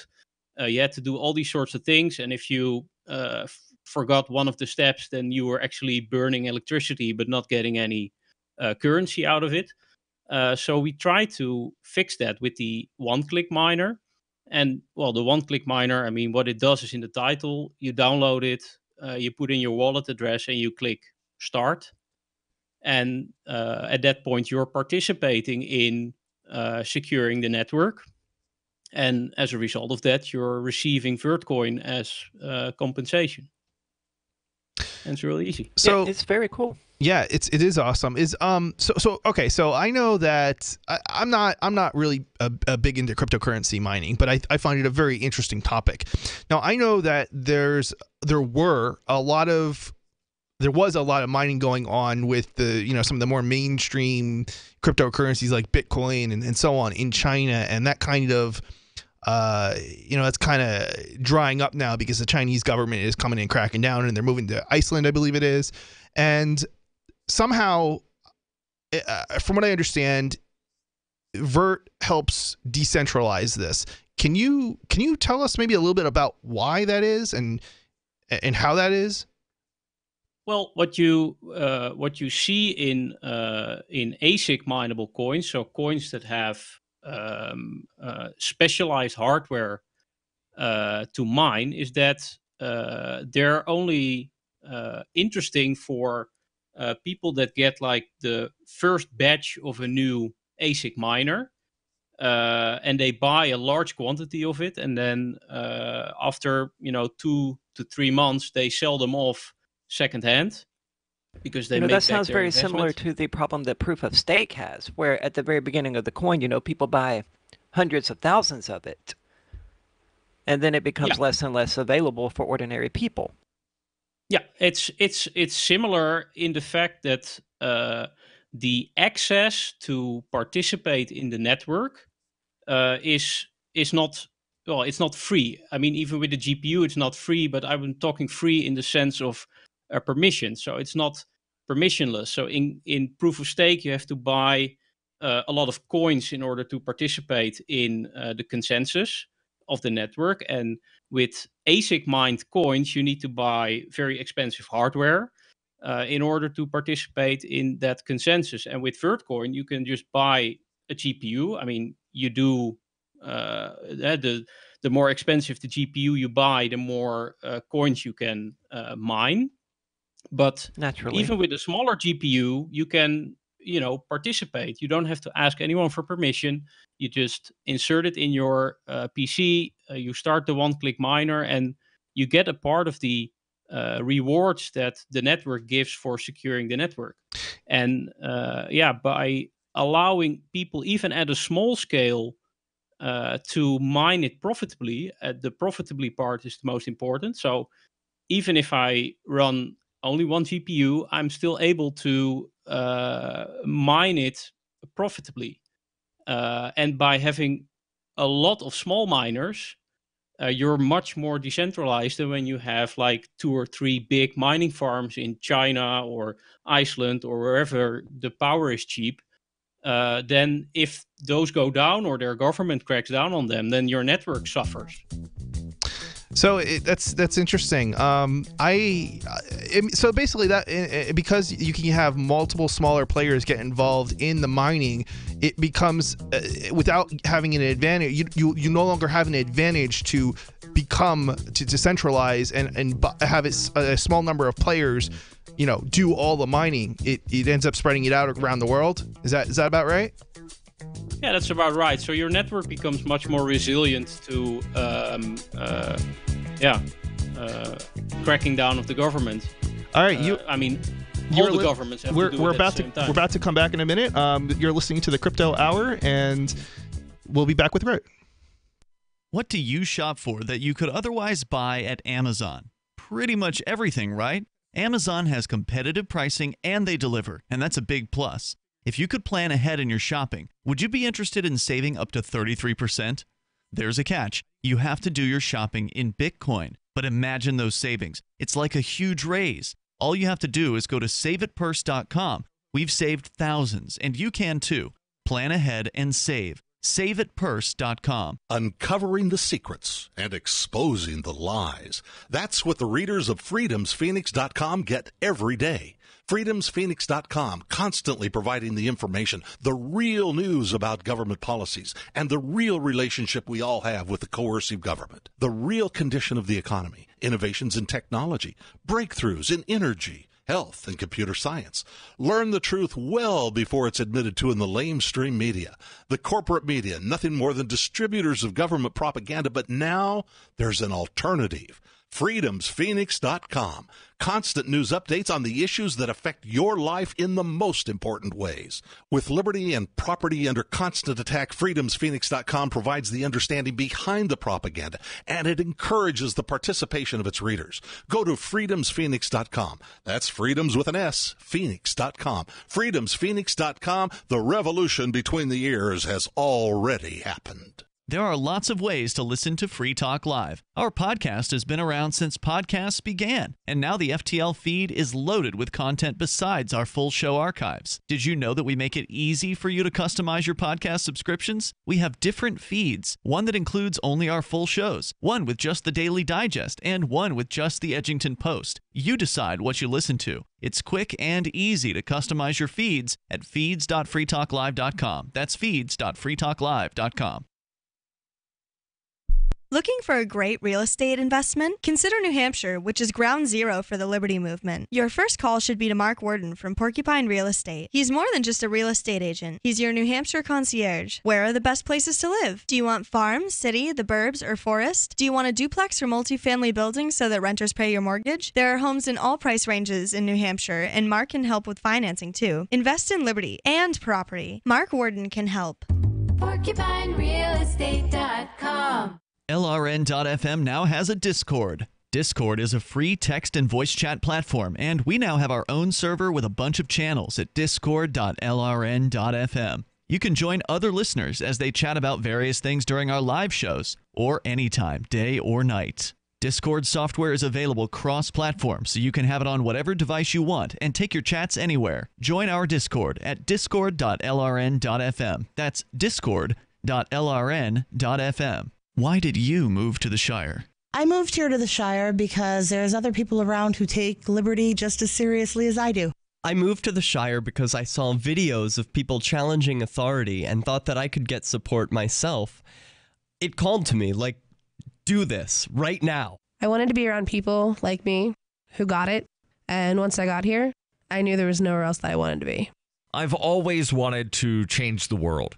So I moved to the Shire to join people who were actually working towards doing the same thing. The people here are awesome, loving, and positive. It was for the adventure and for the feeling of something important is happening here. And I just wanted to come to sort of be part of that. Visit ShireSociety.com to read and sign the Shire Society Declaration and learn the reasons why, if you love liberty, you should immigrate to the Shire. Plus, add yourself to the Shire map at ShireSociety.com. That's ShireSociety.com. Do you love Twitter? Make sure you favorite the LRN.FM Twitter account so you can receive our tweets at twitter.lrn.fm. That's twitter.lrn.fm. You are listening to Call to Freedom's Crypto Hour, brought to you by Helium.com. आप सुन रहे हैं स्वतंत्रता की पुकार के crypto our को, जिसके प्रस्तुत करता है Helium.com.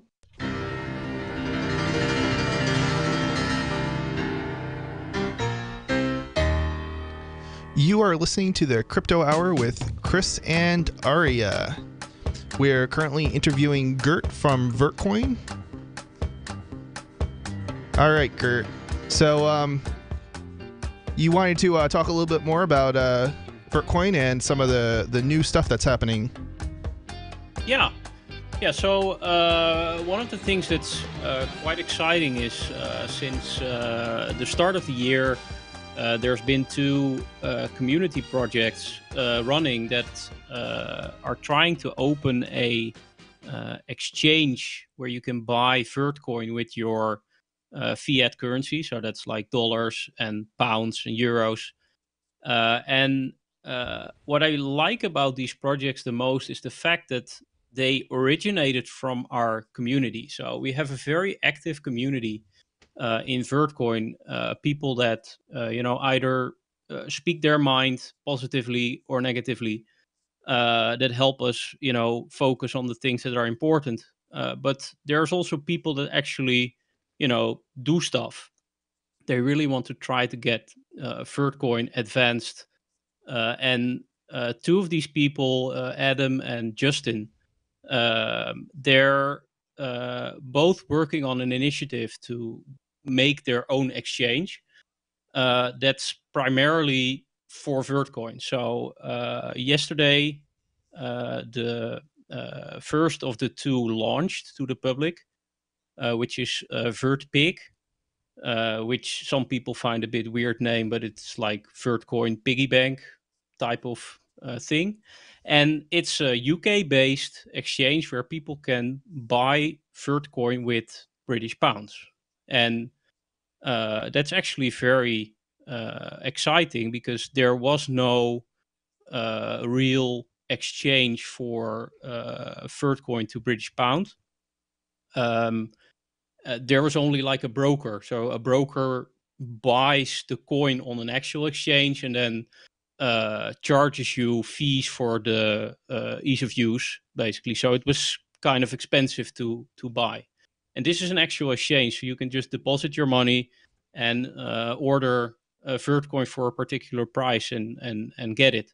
And it's really exciting to see somebody from the community doing this and actually, having it live on the internet right now. It's very cool. So yeah, it does sound pretty cool. Does how is it? How does it work? How was it working before? Was it like a vending machine or? Do you know? So what happened before is that there's various sites where you can like buy Bitcoins or you can buy Litecoin. Mm-hmm. And people would buy another currency like Bitcoin or Litecoin, then move it to an altcoin exchange like Bittrex or Poloniex or some of the other exchanges that are out there. And then that is how I got all of the Vertcoin that I have. So you're going to be able to buy Vertcoin directly with British pounds. Yeah, so there were sites where you could buy Vertcoin directly, but they would do all the difficult stuff for you. So they would have like Bitcoin on an altcoin exchange and then buy it for you, and charge you fees because that's convenience that you have to pay for. But here it's actually you're depositing pounds, and you can trade pounds to Vertcoin. There's just an order book like there would be for Bitcoin or Litecoin. So that's a huge improvement over what you have to do right now in order to get Vertcoin. So that's really important to us, that the threshold to access Vertcoin is much lower for UK residents now. Okay, so in other words, you don't have to buy another cryptocurrency before the Vertcoin, correct? Exactly. It's direct fiat to Vertcoin trading. Awesome. So that is pretty exciting. But it can only be bought with British fiat. Like I can't use American fiat to do it. Yeah. So right now, this is a British pound to Vertcoin. The Vertpig company is also contemplating getting a euro to Vertcoin exchange going. So that would be interesting for me because I live in Euro country. And now I have to first buy Bitcoin and then go to and then all these steps. And there's a second project that's called Vertbase. That's actually US based. And they're working hard to get $1 to Vertcoin direct exchange possibility. Now, I have a quick question for you. Most of the cryptocurrencies that you can get, right? You can't get the cryptocurrency directly, right? It's like there's only like, 3 or something that you can actually get directly? Yeah, I think there's Bitcoin, Litecoin, Ethereum, Ripple. That's about it. I think it depends on what exchange you use. Sure. But there's still even if you look at all of the exchanges, right? Like most of these cryptocurrencies, you first have to get another cryptocurrency in order to get your hands on it, right? Yeah, that's pretty common. Yeah, so that's a huge thing then for Vertcoin as far as competition, so to speak, with other cryptocurrencies. Yeah, it's a huge thing in that perspective, but not only like that, it also means that Vertcoin can be one of those coins that you first buy in order to buy another currency on an altcoin exchange, for instance, because the benefit of Vertcoin over, for instance, Bitcoin is obviously that our blockchain is faster. So if you buy Vertcoin with your dollars or pounds or euros, then you transfer it to an altcoin exchange, it will be there faster than when you buy Bitcoin. Can you tell me a little bit why it's faster? So there's the blockchain itself confirms transactions in 2.5 minutes versus the 10 minutes of Bitcoin. That's basically it. So it's 4 times. I mean, why does it take 2.5 minutes instead of 10 minutes? I think is what he was asking. Okay. So basically every blockchain has a set of rules that are sort of baked in. And the block time, I mean, the time at which blocks release is one of the metrics of a blockchain. So in our case, we just chose it to be 2.5 minutes. It's programmed into the blockchain, or it's actually programmed into the clients, which means that the mining difficulty adjusts itself to release a new block roughly every 2.5 minutes. And with Bitcoin, that same adjustment will result in releasing a block every 10 minutes. Okay. Is does it when the as Bitcoin has become more popular, it became slower and slower. Is that another issue, or does this solve that issue? Well, there's more things that would solve that issue. I mean, the block time is constant, but if the volume increases to 4 times what is clogging up Bitcoin, then Vertcoin would be clogged up as well. Okay. But there's other solutions, and maybe we can go into that later in the show. So we're gonna be back. You're listening to the Crypto Hour on Call to Freedom. We'll be back in another minute or a couple minutes here.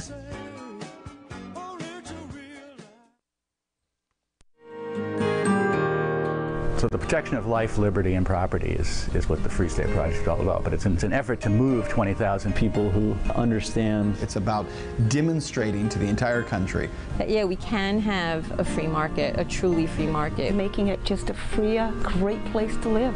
It's the world's largest voluntarist libertarian community, and it's only getting bigger. That's amazing, to be able to move to a place where other people passionately believe in being free and independent. What the Free State Project is managing to do, though, is to put their money where their mouth is. It's physically getting up across the country and saying, let's go someplace and let's demonstrate the power of these ideas. There's a lot of kind of philosophy that surrounds liberty. There's a lot of thinking about it and talking about it. But here in New Hampshire, people are doing it. 101 Reasons Liberty Lives in New Hampshire, a documentary by Free State Project Early Movers. Watch it free at 101reasonsfilm.com. 101reasonsfilm.com. Are you tired of governments around the world killing innocent people? Stop using their money. There is an alternative. Bitcoin is a stateless, free market, non-political currency. Bitcoin is money that cannot be inflated or controlled by any state.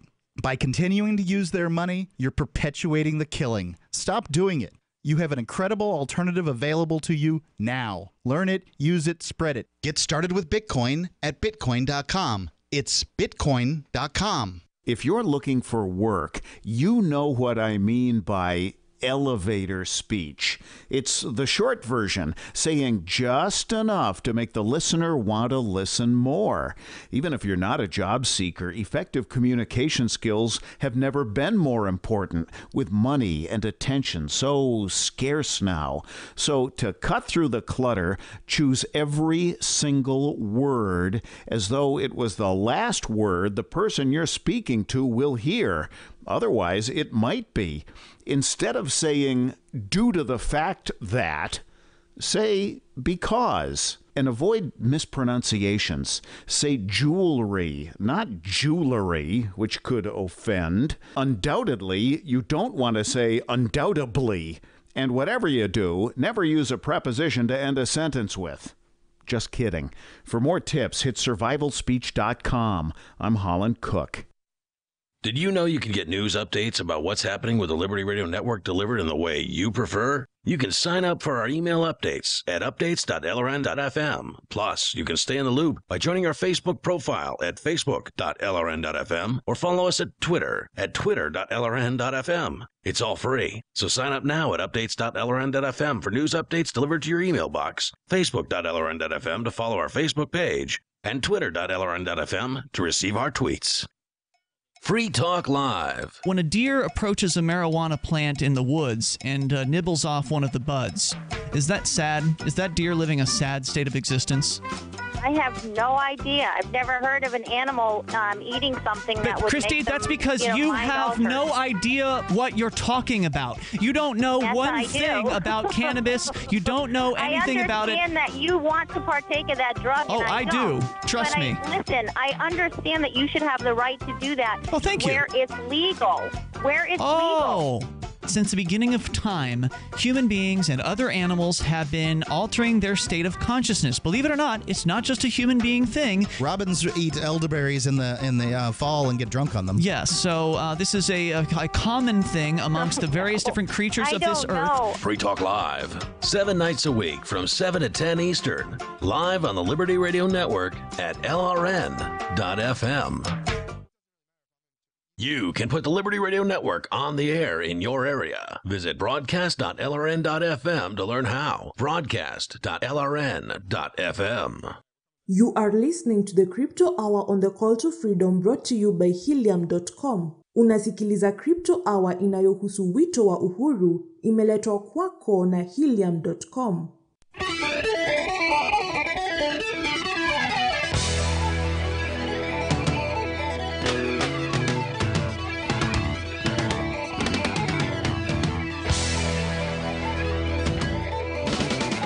You are listening to Call to Freedom with Arya and Chris.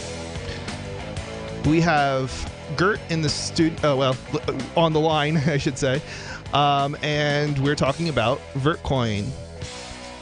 Gert, you want to take over and tell us a little bit more? Yeah, sure. So before the break, we were discussing what influences the speed on the blockchain. We talked about block times, and one of the things that you mentioned was that that what we saw last year when Bitcoin had such a huge interest all of a sudden, that the network sort of got clogged up. So there were so many people using the network that the network became slow and unusable. And the question was, does a faster blockchain solve that problem? So it only solves the problem up to a certain degree. So if our blocks release 4 times as fast, that means that our problem starts 4 times as late. So at 4 times the volume that was causing trouble in Bitcoin, there will still be trouble in Vertcoin as well. So that's why what's under development right now is the Lightning Network. So the Lightning Network is a way of transacting securely coins like Vertcoin or Bitcoin without actually using the blockchain. And how it works is that you open a payment channel with somebody that you want to transact with, and you can deposit money into that channel. So let's say I transact with somebody often. I can deposit 10 or 100 Vertcoin into that channel, and then from that moment on, I can freely distribute that 100 Vertcoin between me and the other side without using the blockchain. So we sort of mutually agree how much of that 100 Vertcoin is mine and how much is yours. And then without using the blockchain, I can keep changing that. So we can keep paying one another within the bandwidth of that 100 Vertcoin without having to use the blockchain. So that means that it will be instant. It will only be limited by the latency of the internet, basically. Let me ask you this then, on that note. If it's not on the blockchain, then where is there any record of how that Vertcoin, as you said, was divided between, you know, your friends? Because isn't that the advantage of the blockchain, is that it's a permanent transcript of who owns what? If you take that off of the blockchain, there's just kind of no record of it at all, right? No. So what's important to understand is that a Lightning channel exists between 2 peers. So it's a peer-to-peer channel.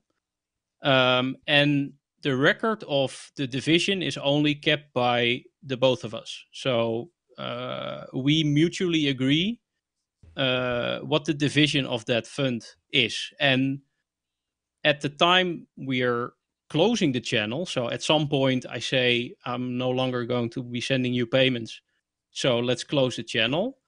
Then at that time, the division that we ended up with, let's say that's 50-50, for instance, will be committed on the blockchain again. So then from that moment on, there's sort of the funding at the beginning of me adding 100 Vertcoin into the channel, and there's going 50 to my wallet and 50 to your wallet when closing the channel. But everything that happened in between is only known by you and me. And that's why the Lightning Network doesn't only solve a scalability problem, but it also offers more anonymity because I only know the start and end state of the division of funds. I don't know what happened in between. So it's still secure. So there's no way for me to cheat you out of your coins. But it's faster, and it doesn't need the, slow blockchain in order to confirm the payment. That's fascinating. Very fascinating. So I know this is similar to, or it's the same thing as what Bitcoin is implemented, right? Well, what's important to realize is that Bitcoin, the Bitcoin developers, they focus on the blockchain. They focus on the basic layer that has to, keep everything above that working. So they're not working on the Lightning Network. The Lightning Network started out as a paper. So somebody invented the concept of the Lightning Network on the Bitcoin blockchain. He wrote it down, and now there's actually 4 implementations going. So there's 4 different open source projects working on implementing the Lightning Network. So it's not being worked on by Bitcoin. Understood. But no, I'm sure the Bitcoin miners hate it. Huh? Sorry, I didn't get that question. Well, it wasn't really a question, it was a comment that I'm sure the Bitcoin miners absolutely hate the Lightning Network. Yeah, so that's actually one of the reasons that they try to block the segregated witness activation, because they see transacting outside of the blockchain as something that's not going to make them any money. So if the blockchain is limited in capacity to a couple thousand transactions per block, then that is the amount of money that they can make. And if Bitcoin would go global, or if Vertcoin would go global, then it will happen on the Lightning Network. It cannot happen on the blockchain. It's just not, there's not enough capacity. So they felt threatened by the fact that there's a possibility to transact without us getting money from it. And they did their best to block the activation. It still happened in the end. But there's evidence of why centralization in mining can be a problem to technological advancement, because the miners can essentially block whatever you want to implement. But if that's 30,000 people mining that are all part of a community that have the same values of decentralization, then they won't mind you activating those kind of things. That's why we didn't have any trouble getting SegWit activated on the Vertcoin network. Yeah.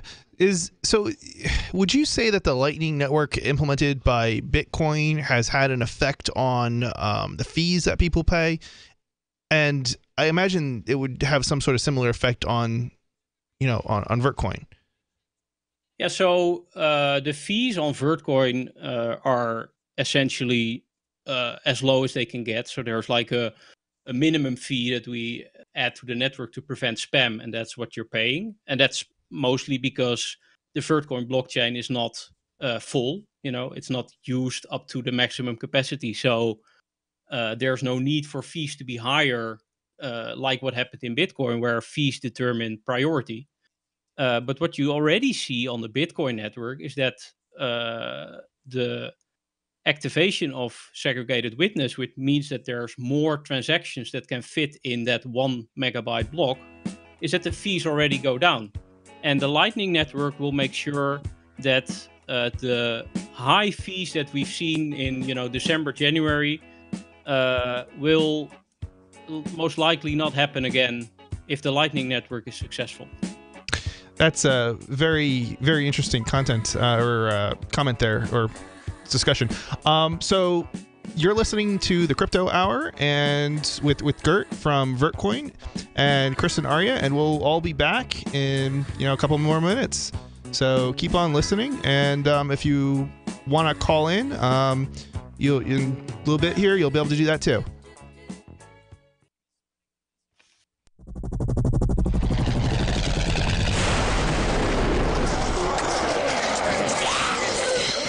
In Survivor Max 2, School Bites, Max must scavenge through a wasteland swarming with the undead. Desperate to find the medicine he needs, he discovers a community of survivors at his former school. Has he finally found the safe haven he's been looking for, or will he discover that school bites? Look for Survivor Max on Facebook, read reviews on Amazon, and read Chapter 1 at survivormax.com. Is spreading the message of liberty, cryptocurrency, and peace around the globe worth $2 per month to you? As you may already know, in addition to our internet feed, LRN.FM broadcasts on free-to-air satellite across North and Central America, as well as Sub-Saharan Africa. And we've been available on satellite for free 24/7 since 2010. The LRN.FM free-to-air satellite signal is reaching some of the most oppressive regimes in the world, and there's no doubt our ideas are making an impact. You can learn more about the channel's impact by watching the 3-minute video at fund.lrn.fm. If you'd like to help free minds globally with our ideas of liberty, cryptocurrency, and peace, you can donate as little as $2 per month via fund.lrn.fm. You can help us continue and expand our satellite broadcast to multiple continents. Visit fund.lrn.fm today, and thank you for your help. Don't forget to share the link on social media. That's fund.lrn.fm. Imagine someone in your community getting in their car, turning on the radio, and hearing the Liberty Radio Network. You can make that vision a reality with your own micro radio station. Visit broadcast.lrn.fm to learn how you can put our programs on the air in your area. You can have LRN.FM running around the clock, and you can even add in your own local shows. Building a radio station is simple, but programming isn't. That's where LRN.FM comes in. Learn more at broadcast.lrn.fm. That's broadcast.lrn.fm. I love My Magic Mud. I drink a lot of coffee. I had stains on my teeth. Then I found My Magic Mud, and I was told it would remove stains. So I paid attention when I brushed the first time. My Magic Mud is black tooth powder, and the difference it made in my teeth in one application was noticeable. With 4, my teeth were as white as you normal folks out there. Please go to mymagicmud.com and buy a jar. There's 150 applications for $25. You can use Bitcoin, mymagicmud.com. The 3 most important things you can do for LRN.FM are: 1. Let your friends know you're listening to LRN.FM on your social networking profile. 2. Buy the things you buy online through shop.lrn.fm. 3. Give $5 a month to the AMP program at amp.lrn.fm. It's my firm belief that the AMP program is the best use of your charitable dollar among liberty-oriented groups. Support all your favorite organizations, but make sure you give $5 a month to the AMP program at amp.lrn.fm. I've been told no in many different ways. I give you an order and you're going to obey it. George, you can go this way. You can do that and you have to leave here. You cannot bring signs into the rally. Walk with me. Well, I'm comfortable here, actually. Whoa, Hey. Who do you think you are? Excuse me. There is no video and audio allowed in this office. No, I have work today. This is... You ain't gonna make it. Wait now. Wait a minute. Whoa. Hey! Oh my God! Unbelievable! Why are you running from me? Because you're scared me. What am I being detained for? You're being served. What is this? You're being served. What is this? Bureaucrats have a funny way of telling people no. That's the sound of the men working on the chain. Derek J's Victimless Crime Spree. Watch it for free and order the Director's Cut DVD at victimlesscrimespree.com. Help get LRN.FM into more ears. Visit promote.lrn.fm for a free bumper sticker, flyers, banners, graphics, and more. Promote.lrn.fm. You are listening to the Crypto Hour, brought to you by Helium.com, on the call to freedom on LRN.fm. أنتم تستمعون إلى The Crypto Hour. يقدم إليكم برعاية Helium.com على برنامج نداء للحرية على LRN.fm.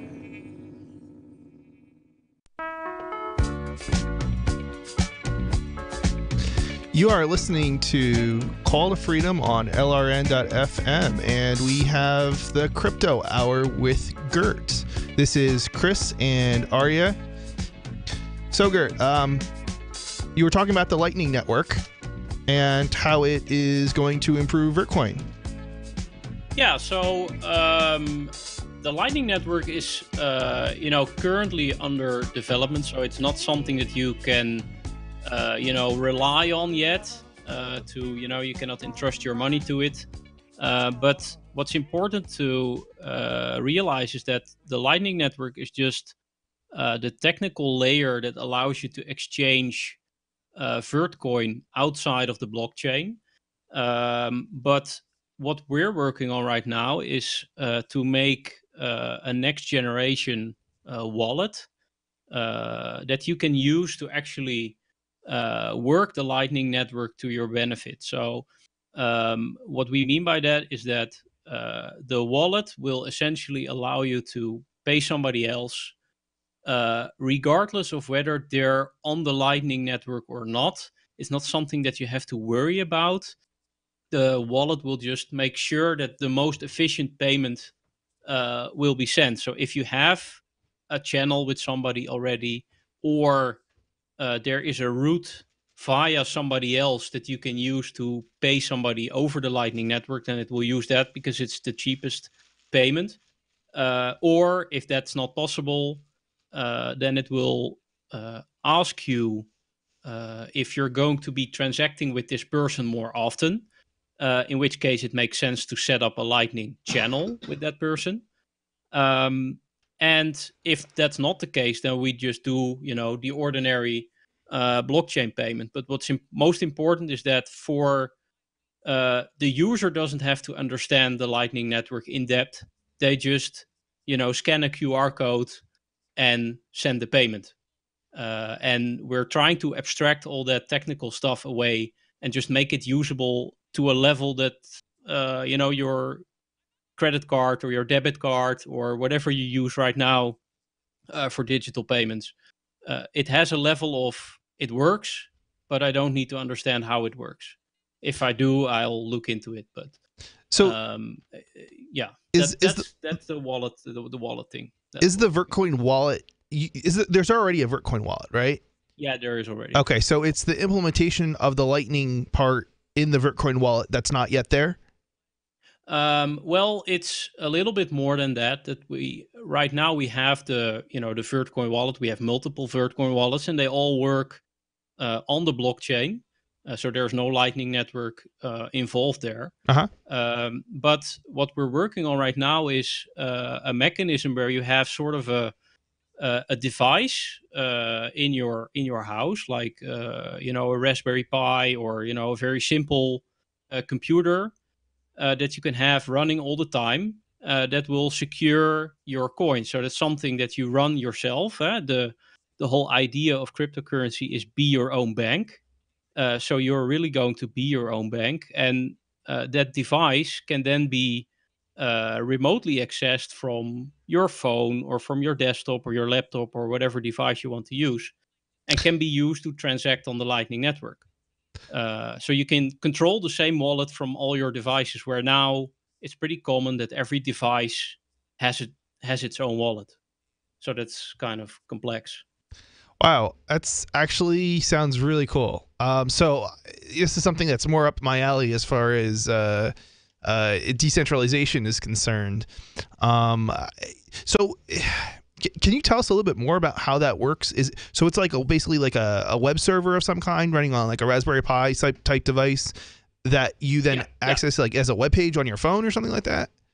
No, so the idea that we have now is it's indeed a sort of Raspberry Pi kind of device that runs the blockchain client. So it's actually a node on the network. Yeah, right. And then it allows you to connect. It allows you to pair a device. So you can pair like your mobile phone by scanning a QR code on a web page, and it will exchange keys, and it will connect over the Tor network to the device. That is a very... To have like a secure connection to your own device. It also takes care of like firewall issues by using the Tor network. And once it's paired, you can, remotely control your wallet in a safe way. And we think that that's like a user-friendly way for people to actually run something like a full node, which is sort of technical, by just,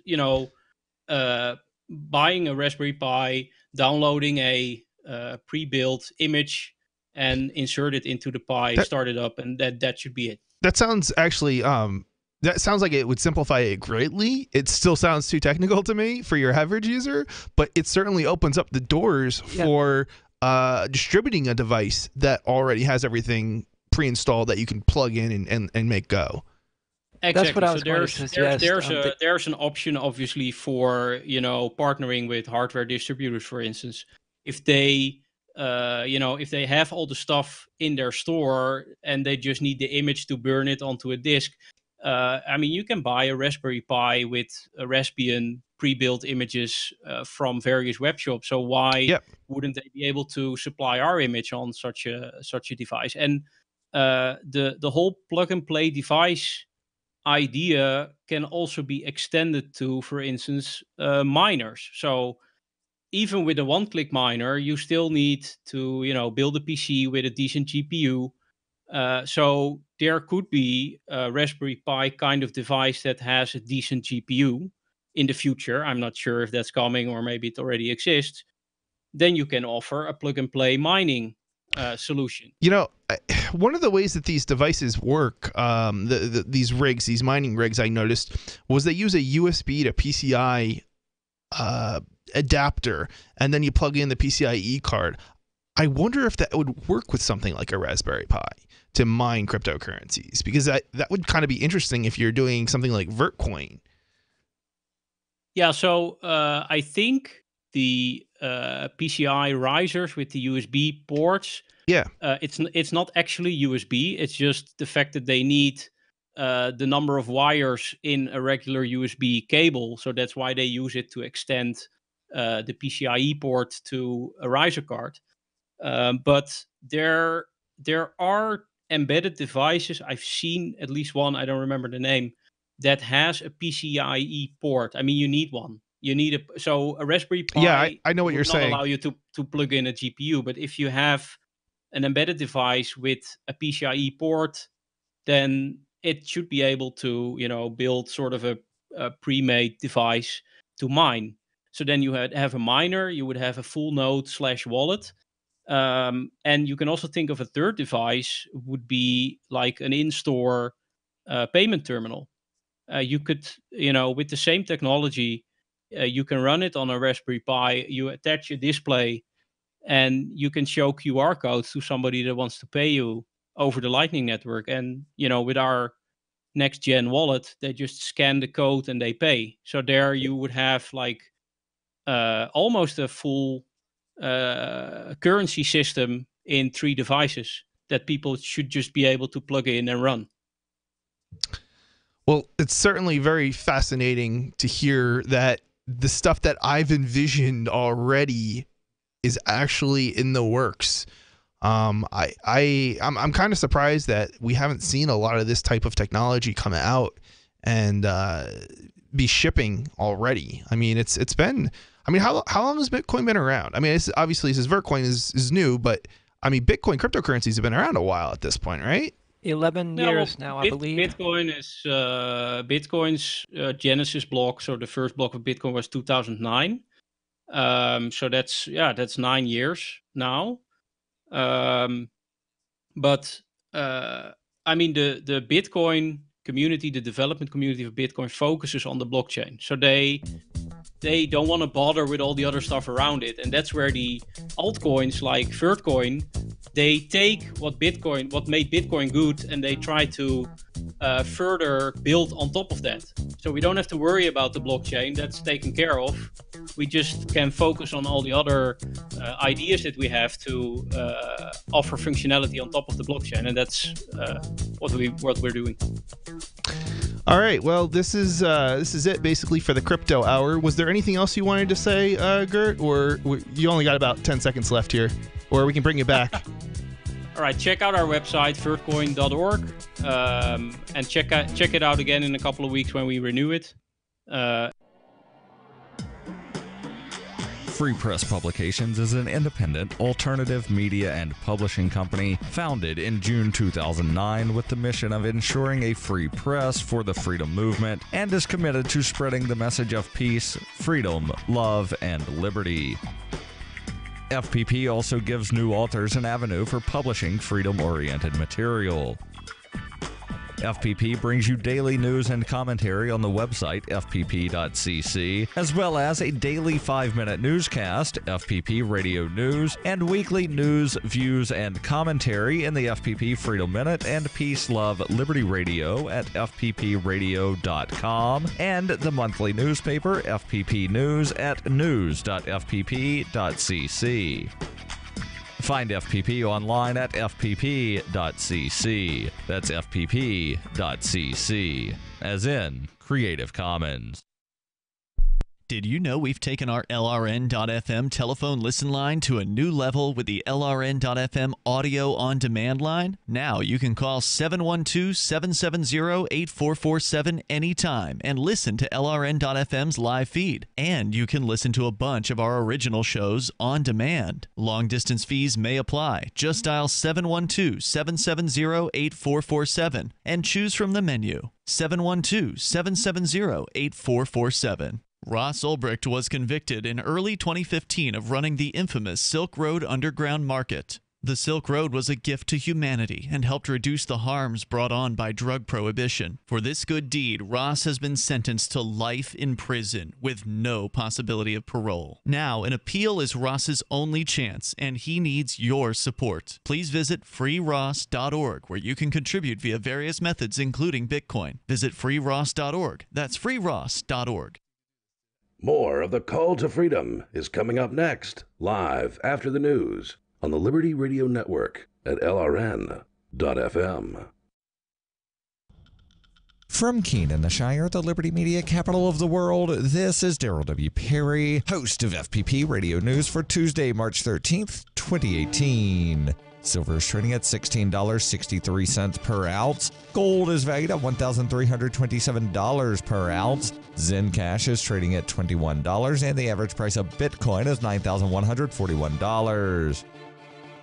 Antiwar.com reports out of South Korea suggest that among the priorities for North Korea's Kim Jong-un in upcoming talks with President Donald Trump is to secure a peace treaty and to establish formal diplomatic relations with the United States. That would be a huge accomplishment. The U.S. and North Korea have been in a state of war since 1950's Korean War, which ended with an armistice in 1953. This was intended to cease hostilities pending a peace treaty, but that treaty never happened. President Trump has been very optimistic about the chances of these talks. The U.S. is seeking denuclearization of North Korea, while North Korean officials have also suggested a priority is assuring they don't get attacked by the United States. North Korea, however, has not said much of anything publicly since the talks were announced Thursday night. White House officials downplayed this, saying they remain confident that the talks will take place. After all, North Korea offered the talks in the first place, with the proposal delivered through South Korea's delegation, which visited both Pyongyang and Washington, D.C. last week. North Korea may feel that all that needed saying was in the letter itself. Are you an advocate for free market money? Do you promote Bitcoin as an alternative in a fiat-centric world? Then you need Spendabit in your arsenal, the search engine for things you can buy with Bitcoin. Spendabit aggregates millions of products from thousands of Bitcoin-enabled merchants. Keep your money in the free economy. Visit spendabit.co today. Bitcoin merchants, ask about our merchant suite to reach even more customers. Spendabit.co. UPI reports a New Hampshire judge ruled Monday that the winner of a $559.7 million Powerball jackpot prize can remain anonymous. Judge Charles Temple ruled that disclosing the woman's name would be an invasion of privacy and allowed her to be exempt from a state law which requires the release of a winner's name and hometown. Temple allowed the woman to maintain her anonymity through the moniker Jane Doe, but ruled the woman's hometown can still be made public by the New Hampshire Lottery Commission. Doe's lawyer, William Shaheen, revealed she is from the town of Merrimack, 30 miles south of the state capital of Concord. Shaheen's law firm said the woman made a huge mistake by signing her real name on the back of the ticket before contacting them or placing the money in a trust fund that would have allowed her to stay anonymous. The state had argued names of lottery winners must be disclosed publicly to ensure they are distributed properly and that the winners hold no relation to lottery employees. Temple found there was no evidence the New Hampshire State Lottery Commission was engaged in fraudulent activity, noted that the drawing takes place in Florida. He also ruled an agreement with the woman's lawyer stating she would be subject to an alarming amount of harassment, solicitation, and other unwanted communications were her identity to be released. Representatives of the law firm accepted the woman's $352 million pre-tax winnings on her behalf last week, and the money was held in a trust fund as both sides awaited the court's decision. For over 40 years, Roberts & Roberts Brokerage has been a trusted source for buying and selling precious metals like gold and silver. And as a Bitcoin-preferred business, Roberts & Roberts Brokerage has removed the minimum purchase amount for all orders paid in the digital currency. Call Roberts & Roberts Brokerage today for knowledgeable advice on buying and selling precious metals and a forward-thinking approach to new technologies. 800-874-9760 or visit online at rrbi.co.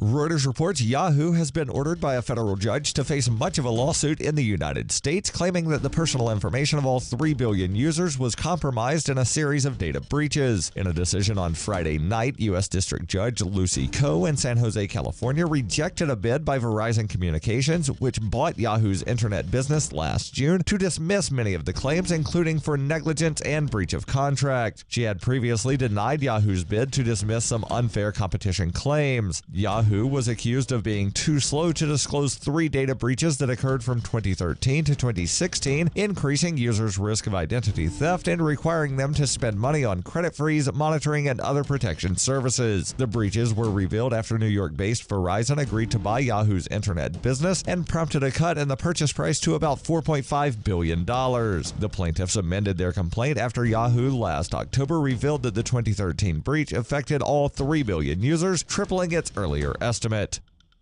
This has been FPP Radio News, online at fppradio.com.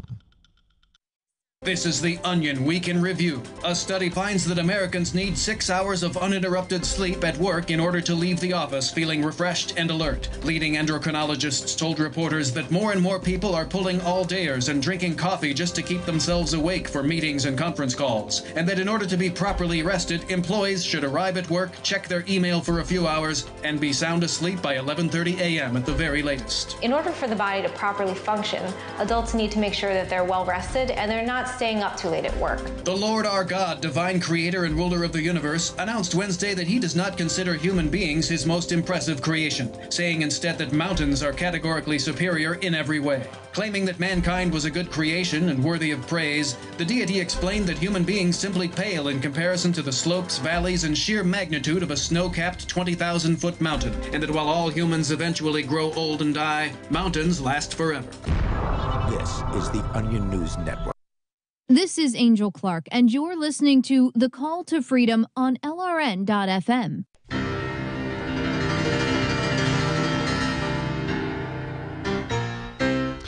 Welcome back to The Call to Freedom with Chris and Aria. So, Aria, you had a story that you wanted to cover here, I believe. Well, sort of. This is more the kind of thing that Tom is really into. I don't really care about the Trump administration or what Trump is doing, and I think Will kind of shares that sentiment. So it kind of sucks that Tom doesn't get to share in this, but apparently President Trump, according to the New York Times, has fired Secretary of State Rex Tillerson. But what's fascinating about this isn't that he fired him, it's that he did it through Twitter. And the headline doesn't read, Secretary of State fired via Twitter, like you would expect it to. Instead, it's just completely boring. Trump fires Rex Tillerson and will replace him with CIA Chief Pompeo. Nothing about the fact that the president fired the Secretary of State through Twitter. I have to wonder if this doesn't happen really all the part time. Of the story I even care about. Yeah. I mean, it's the same song and dance. I mean, it doesn't really matter who the Secretary of State is. Not to me, and not to, I think, probably 300 million of the 320 million Americans. I mean, it's just completely meaningless to me and to our daily lives. So it's just a circus sideshow for me. So yeah, I have no interest in the actual news, but the fact that it was done through Twitter makes it great. I love it. Yeah, it does sound very interesting. Now, I think there's been a lot of people leaving the Trump administration, I guess.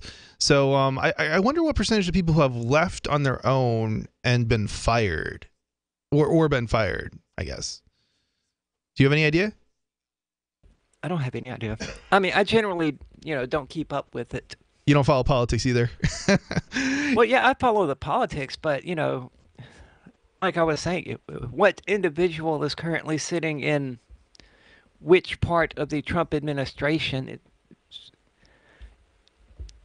it makes about as much difference to me as who the current CEO of, HP is. It just has no impact whatsoever on anything that I would call reality. Yeah, I get you. I read the news every day, but like the details, lots of times it doesn't matter. It's just politics, right? Yeah, and I mean, 4 years ago, the average American had no idea who the Secretary of Education is. But now Trump nominates Betsy DeVos. I don't know how to pronounce her name. I assume that's correct. And she's a household name now. Do you have any idea who the Department of Education head was under Barack Obama? I don't. I don't either, because nothing changed when we went from one to the other. And it never does. It's just something for people to obsess over. It's just a circus sideshow. I remember someone once telling me that the Department of Education doesn't have anything to do with education, which I always thought was funny. Well, they certainly don't educate people. Right. The state schools don't. Their job is more about turning people into unthinking, obedient robots, but yeah. Well, do you want to move on? I got another story here from the ACLU of Northern Carolina. There's a lawsuit. The lawsuit demands information on TSA searches of domestic airline passengers' digital devices. Have you heard of this story? I have not, but that sounds alarming. Yeah. So apparently, I believe this is the one. Yeah, domestic. So this is domestic, basically, the searching of devices domestically as opposed to internationally, which they can do, but domestically, that's new. All right, let's start. All right, so the American Civil Liberties Union Foundation of Northern Carolina filed a Freedom of Information Act lawsuit today demanding government documents about Transportation Security Administration, i.e. TSA, searches of electronic devices belonging to people traveling on domestic flights. The federal government...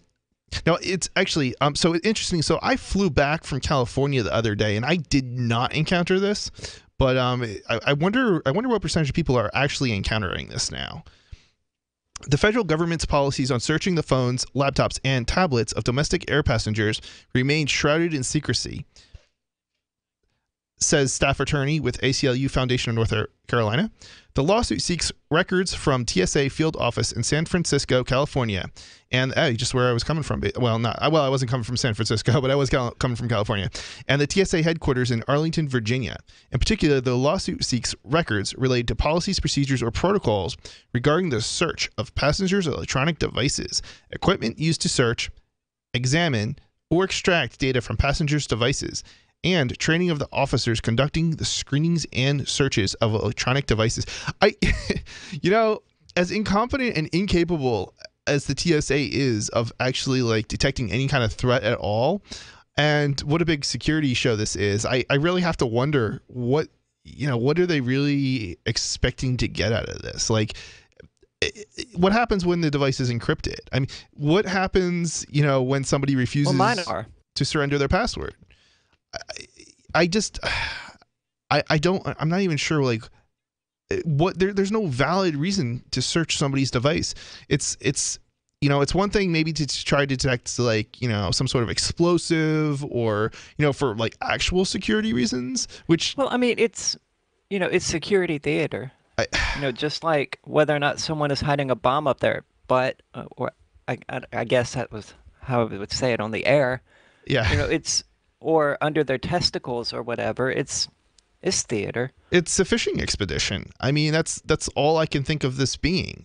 I mean, I've seen it's just like the situation with cops all over the United States now, setting up these I would argue, unconstitutional checkpoints, DUI checkpoints, where the argument is for safety. Like if we pull drunk drivers off the road, then we'll be safer. Well, that might be true, except the only problem is that you actually pull more drunk drivers off the road by having police patrol than putting them in one place and basically. Well, you can also be arrested at a DUI checkpoint now by being completely and totally sober. Oh, so that's fun. Yeah, and not only that, but it's actually easier for a lawyer to win a case where somebody is caught at a DUI checkpoint under the influence. Is it? Yeah, and this, everything suggests that we shouldn't have these DUI checkpoints, and fundamentally, you would think they're unconstitutional, and that's basically what everybody would have agreed on. Well, they're immoral. An organism, immoral. An animal, yeah, has the right to travel this planet in whatever means of conveyance they have at their disposal. That is as natural of a right as anything can be. It's like trying to stop the birds as they migrate to the south or back to the north and say, "Hey, do you have your passport?" The whole thing gets skewed because we just completely forget that, we are animals and we have the right to move around this planet as animals. Yeah, what's funny about that? I'm thinking about like drones and stuff and how they try to regulate drones. We have birds flying like freely, right? Like in the atmosphere and whatever. And yet, why is it that if birds hit planes and so on, why is it that we have to regulate drones? I mean, there's already... Yeah, let's regulate the birds. Right? That pigeon should not be outside. Yeah, it's Call the police and get that taken care of. It's all these regulations. I mean, what's the point? I mean, you can't... I don't know. All right, let's continue with the story. Okay, what it says about humans and the state and all of that is that, to ordinary people, another person is less trustworthy, less honorable, less respected than the pigeon.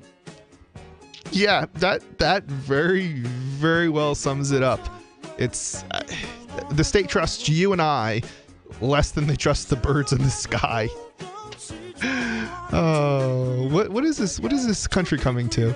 All right, you are listening to. We're actually not listening to the Crypto Hour. You're listening to Call to Freedom, and we'll be back in another few minutes here.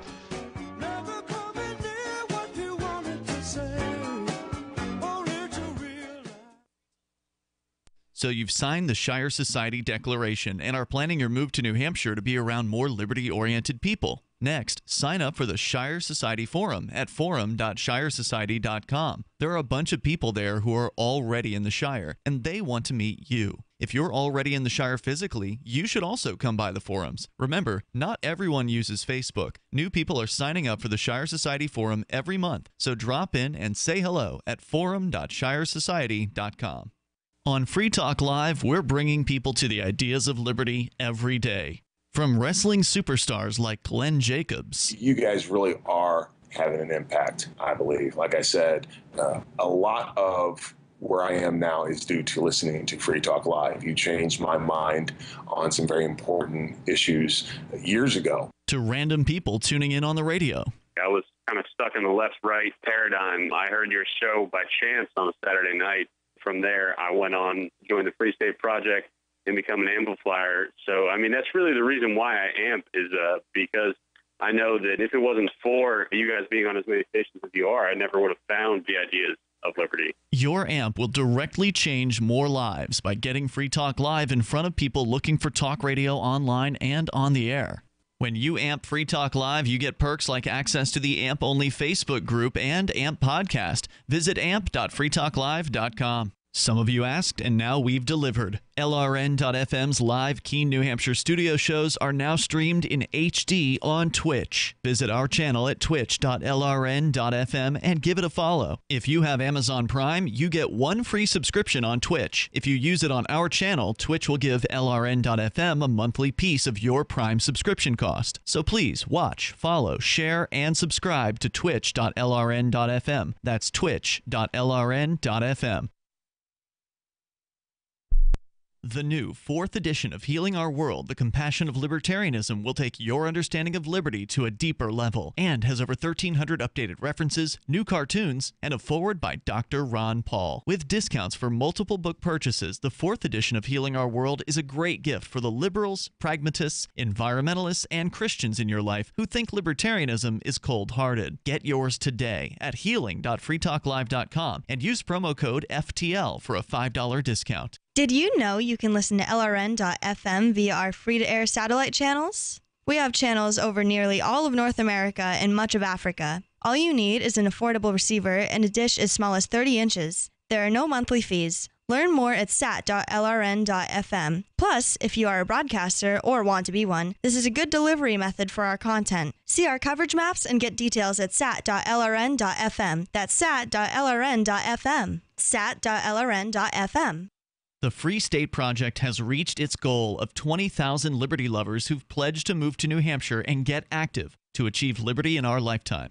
Perhaps you're trying to figure out what part of New Hampshire should be your destination.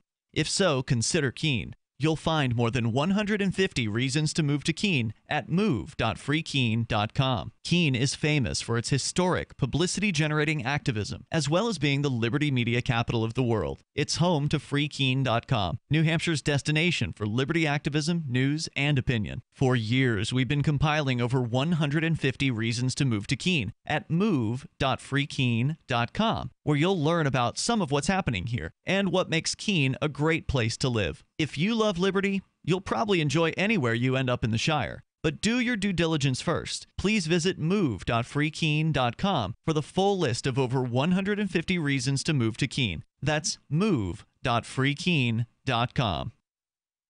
Some of our live shows are streamed in HD on Twitch. Please follow and share at twitch.lrn.fm. That's twitch.lrn.fm. You are listening to The Call to Freedom on LRN.FM. تستمتعون إلى برنامج نداء للحرية مباشرة على LRN.FM.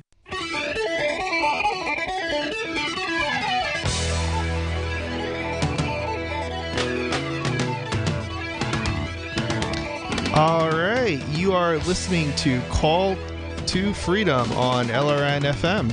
If anybody wants to call in, this is the time, 603-283-6160. Again, that's 603-283-6160.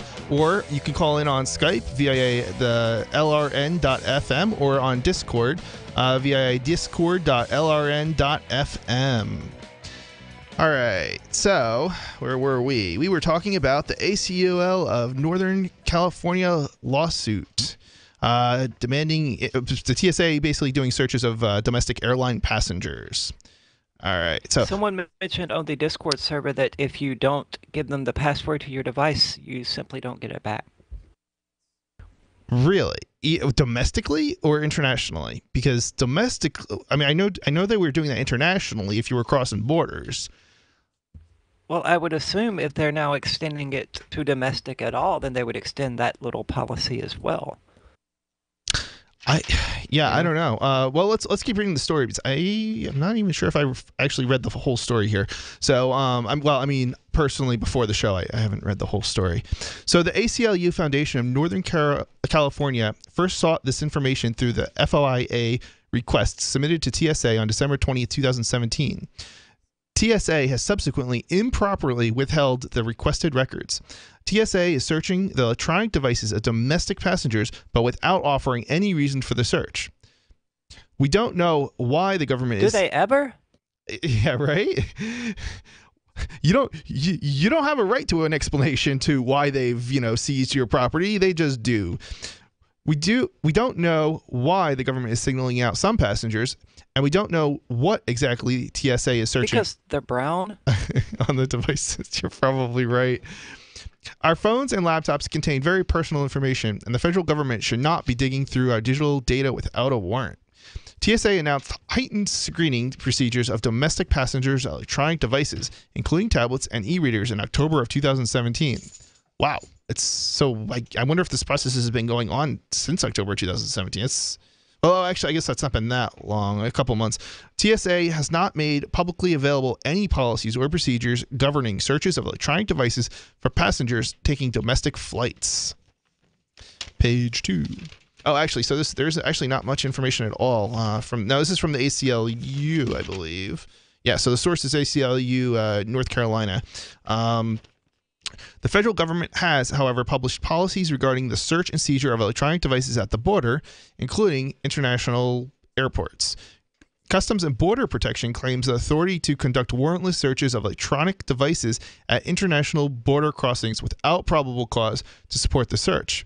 Well, so, it's within the United States, so theoretically they would have to get a warrant in order to search the device. I wonder if they are getting a warrant to search the device. There's clear precedent for searching devices at the border, and I've never heard of any precedent for searching devices domestically, at least not without a warrant. Except for cars. If you're driving, there's an exception, I guess. I mean, it's not really that simple as requiring warrants and things like that. And so many Americans think it is, and I know you're not one of them, but like when you're pulled over at 3 o'clock in the morning and you're surrounded by, an officer out on some back road or an interstate where there's so little traffic or whatever, and they demand you turn over your device and give them your password, I mean, you don't have any rights in that moment. The Constitution doesn't matter. Warrants don't matter. None of that matters. I mean, you're at their mercy. Their boot is on your neck. You comply or you die. That's the practical implication. That's America. Right. That's the practical implication of it. I mean, I think once you get to court, I say there's probably a 50-50 chance that they'll uphold some of your rights. But yeah, I mean, that's of course after you've spent the thousands of dollars to hire the lawyer to actually, defend your rights. And then of course, the courts will usually try to avoid answering any kind of, rights issues. So you're likely to have to basically fight the case and then appeal something or do something. I don't have a lot of experience with the courts, but I certainly have a lot of interactions with people who have got experience with the court system. And I've got lots of experience with the police. Yeah, I've got experience interacting with the police, but I don't have a lot of experience interacting with the justice system. As far as, misdemeanors and other infractions like that, it basically comes down to you're going to pay. Whether you hire a lawyer and get out of it and just pay the lawyer, or whether you don't and are found guilty basically by default, you're going to pay someone. The whole thing is just a game designed to screw over the little people. Yeah, I mean that's pretty much that's pretty much my experience. I've only ever been charged with a misdemeanor for I get it was I got charged for crossing the street was I guess the basis of it, and then they charged me with disorderly conduct. Monster. Yeah, I know, right? It's like for crossing the street, seriously. Anyway, I don't know if I've ever announced. In New York. Yeah, I know, right? I don't know if I've ever announced it on the air, but I mean, they basically did drop the charges, but of course, not until after thousands of dollars later, and until the very, very last moment, that they possibly could. It was like 11 o'clock the night before trial, and then they're like, "Oh yeah, we'll drop the charges." Anyway. Wow. So anyway, let's continue with the story. So the practice is being challenged by the National ACLU. The CBP, which is Customs and Border Protection, conducted 5,000 searches of electronic devices in airports in 2015. That number has ballooned to 30,000 searches in 2017. Today's lawsuit was filed by, Are they surprised by that? I mean, that's how it always is. If you let the government search 5,000 devices, they're going to search 30,000 and then 300,000. Yeah, it just keeps increasing. They don't have any boundaries. There's nobody keeping them in check. I mean, there's an ACLU probably in every state, and there's a national ACLU. It's like that, there might be a few other organizations like the Electronic Frontier Foundation that, covers more technical issues, but there's not that many groups or organizations that are really fighting all of this draconian, legislation and the laws and the courts and the abuses, and it gets worse and worse every year. Well, even getting the help at the ACLU, it costs money. They're not a charity. They're not a volunteer. Well, they may be a volunteer organization, but I mean, you got to bring your own lawyer to get things started. So the way the ACLU works is they take select cases, but most of the time, the ACLU, even if you have an excellent case, they won't be able to take it because they only have so much in terms of resources. And ACLU is a great organization if you've got a few dollars to go and contribute some dollars too, because they really do take on some pretty important cases, if I may say so myself. So you're listening to Call to Freedom right now, and if you want to call in, the number is 603-283-6160 or LRN.FM on Skype, or on Discord, discord.lrn.fm. This is Michael Dean from the Freedom Fiends. I've run websites since 1996 and have used over a dozen web hosts in that time. AgristHosting.com is the only one that hasn't broken my heart. Agrist Hosting's uptime and service is stellar, and their DDoS mitigation is the best I've seen. That's important because if you tell the truth in this world, you'll ruffle feathers. And some people will try dirty tricks to silence your voice. No matter what the haters hit us with, Agrist Hosting keeps our websites online. If you have a mission-critical commercial presence or a world-changing activism site, you cannot tolerate any skullduggery. So go with agristhosting.com. Have a WordPress or blog site, but you're not satisfied with performance or uptime? Or just want raw hosting? Want to pay with Bitcoin? Agrist Hosting specializes in high-performance hosting with personalized service. Go to agristhosting.com and click on the button that says Get Hosted. That's agristhosting.com. Cell 411 is a free app for Android and iOS that replaces government-controlled 911. Cell 411 allows you to preset a group of friends or private organizations to show up at any emergency. Cell 411 is a nightmare for the state because it proves their so-called services aren't needed. Cell 411 has had thousands of installs, and of course it's covered by the BIPCOT no government license. Cell 411 because your friends won't shoot you when you're in trouble. Without the government, who would build the emergency services? You and Cell 411. Get it today at getcell411.com. Is spreading the message of liberty, cryptocurrency, and peace around the globe worth $2 per month to you? As you may already know, in addition to our internet feed, LRN.FM broadcasts on free-to-air satellite across North and Central America, as well as Sub-Saharan Africa. And we've been available on satellite for free 24/7 since 2010. The LRN.FM free-to-air satellite signal is reaching some of the most oppressive regimes in the world, and there's no doubt our ideas are making an impact. You can learn more about the channel's impact by watching the 3-minute video at fund.lrn.fm. If you'd like to help free minds globally with our ideas of liberty, cryptocurrency, and peace, you can donate as little as $2 per month via fund.lrn.fm. You can help us continue and expand our satellite broadcast to multiple continents. Visit fund.lrn.fm today, and thank you for your help. Don't forget to share the link on social media. That's fund.lrn.fm. Here's a chance to do a little activism while you're cruising Facebook, Twitter, or Google+. Between the LOL cats, the recipes, the hot girls, and the inspirational sunrise memes, Free Talk Live's posts pass by your newsfeed. Like them, comment. It gives us more exposure. If you don't see our posts, click like at facebook.freetalklive.com and then hover over it to click Get Notifications. It's an easy way to spread the ideas of liberty a bit further. I know you're busy, but you can spare that 1/10 of a calorie it takes to click on something. facebook.freetalklive.com. For ages, scientists have associated the Earth's cosmic location with a wide spectrum of interstellar phenomena. But a study from the International Astronomical Union says that not only is the Earth far from the most interesting part of the cosmos, but is in fact located in the lamest, least awesome part of the universe. We're billions of light years away from any supermassive black holes, interstellar explosions, or really anything even moderately cool. Our nebula just sucks so hard in comparison to some of the things out there. Not only is the planet Earth and its solar system, quote, basically the most boring region of the entire universe, but a number of irregularly shaped galaxies illuminated in the Hubble Ultra Deep Field prove to be infinitely cooler than any of the weak-ass, boring-as phenomena occurring in the Milky Way. I mean, there's a black hole out there that weighs 21 billion solar masses, and it's 336 million light years away. Our black hole? It couldn't tear a mid-sized star apart. We're the cosmic equivalent of a cul-de-sac. This is the Onion News Network. Love what we do? Please help support our international satellite channels at patreon.lrn.fm. That's patreon.lrn.fm. You are listening to the Call to Freedom on LRN.FM. आप सुन रहे हैं स्वतंत्रता की पुकार सिर्फ और सिर्फ LRN.FM पे.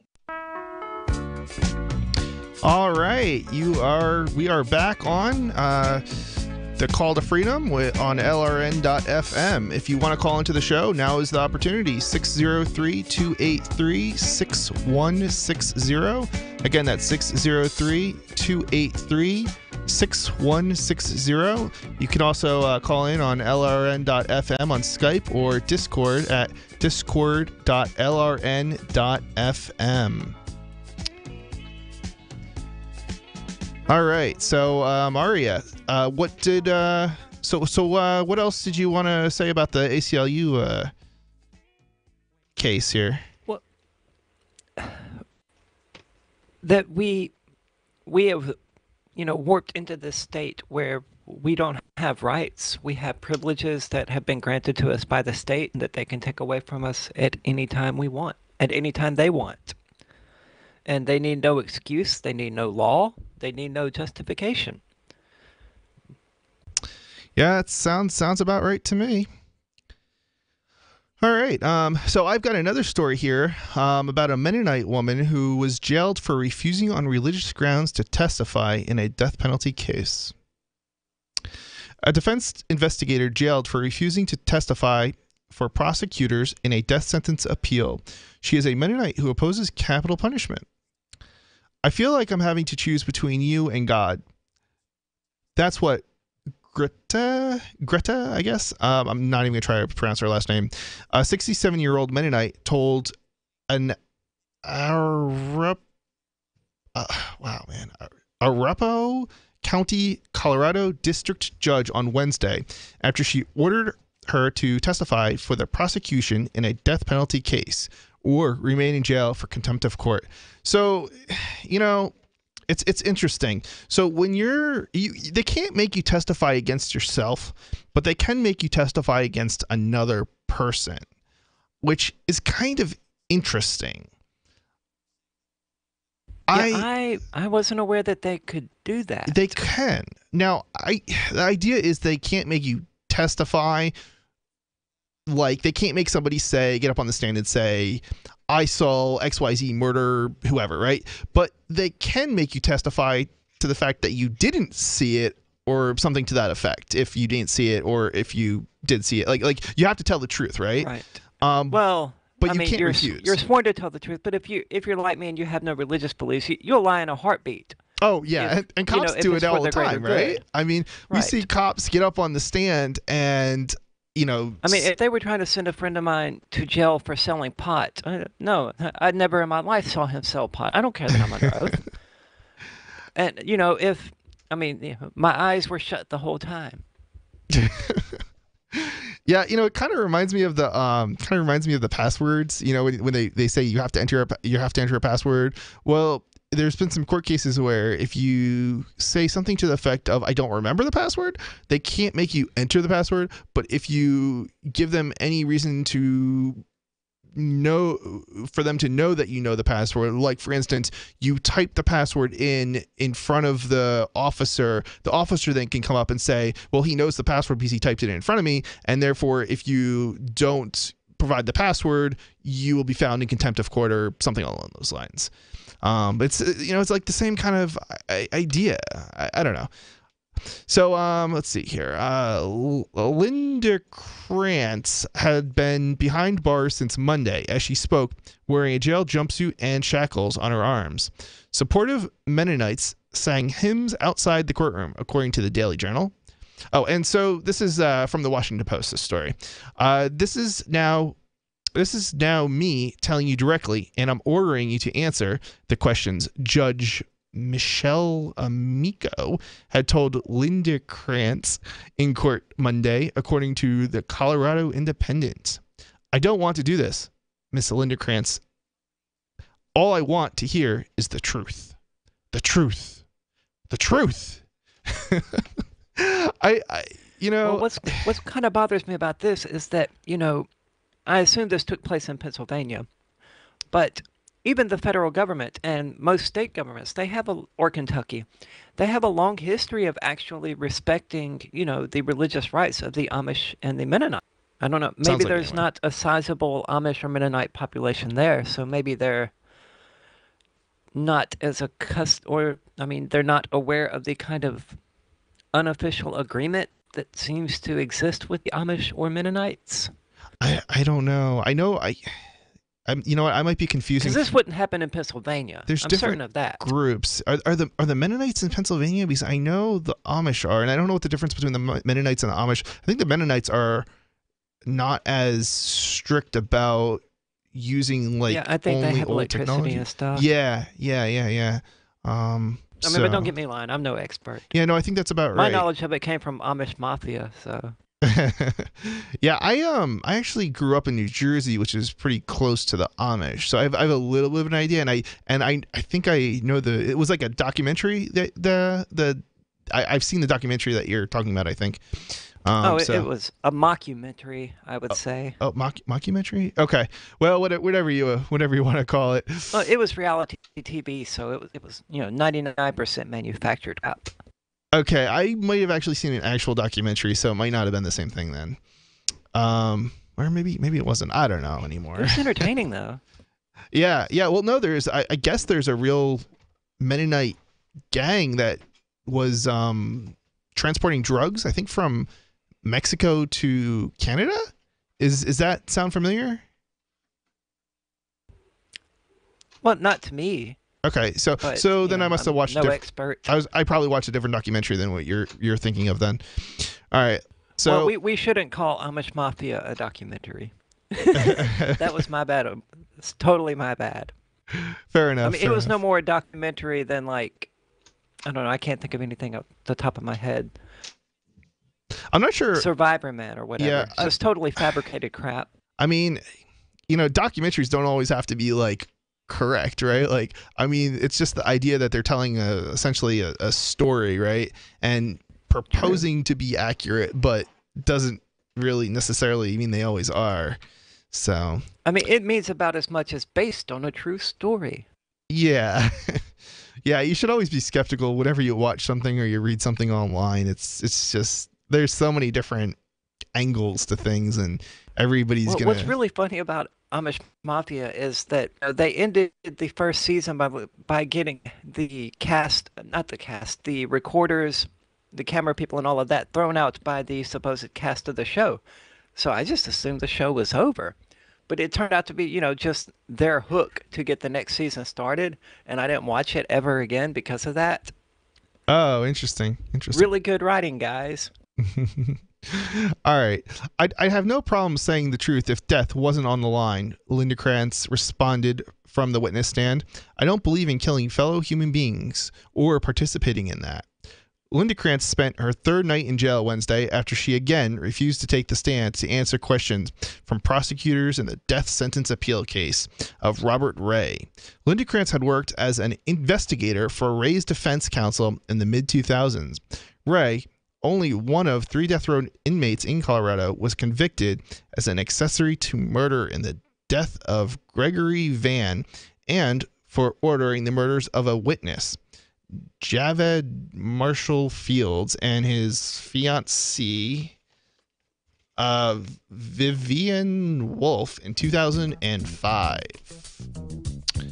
The couple, both 22, were shot and killed while driving down a street in Aurora, Colorado, just before the Marshall Fields was slated to testify against Ray in court in the Gregory Van case.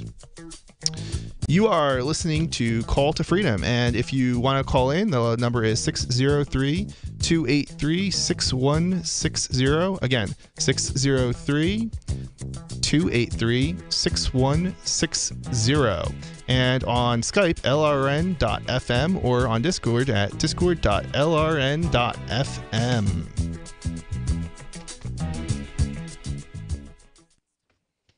We've all heard about blockchain assets like Dogecoin, Ether, and Ripple. Bitcoin isn't the only player in the blockchain game any longer. And for those of us wondering how to get our hands on these digital assets, finally, there's a solution. Shapeshift.io allows you to buy and sell between your digital assets and Bitcoin instantly between your own digital wallets. I've used it with ease. Shapeshift.io. There's no account or email address needed. You send them the crypto you want to sell. They send back the crypto you want to buy. It's that easy. Shapeshift.io. Since time began, tyrants have taken aim at personal liberties. Now there's a movie that aims back. The government has no more right to tell us what to put in our bodies than they have to take our guns or tell us what books we can read. 6 drug police were eaten by bears while raiding a marijuana farm. On your knees, you dirty hippies! Jesus. On your knees! What's the problem, officer? Today, many cops who enforce pot laws do so only because it provides them with cushy jobs, good benefits, and a chance to push people around. I was an undercover narcotics officer. The drug war is nothing but a farce. The Second Amendment says you gotta keep you and your gat intact. Guns and Weed, The Road to Freedom. A film by Michael W. Dean and Nima Vadadi. DVD available now at gunsandweed.com or on Amazon. That's gunsandweed.com. Makes the perfect gift.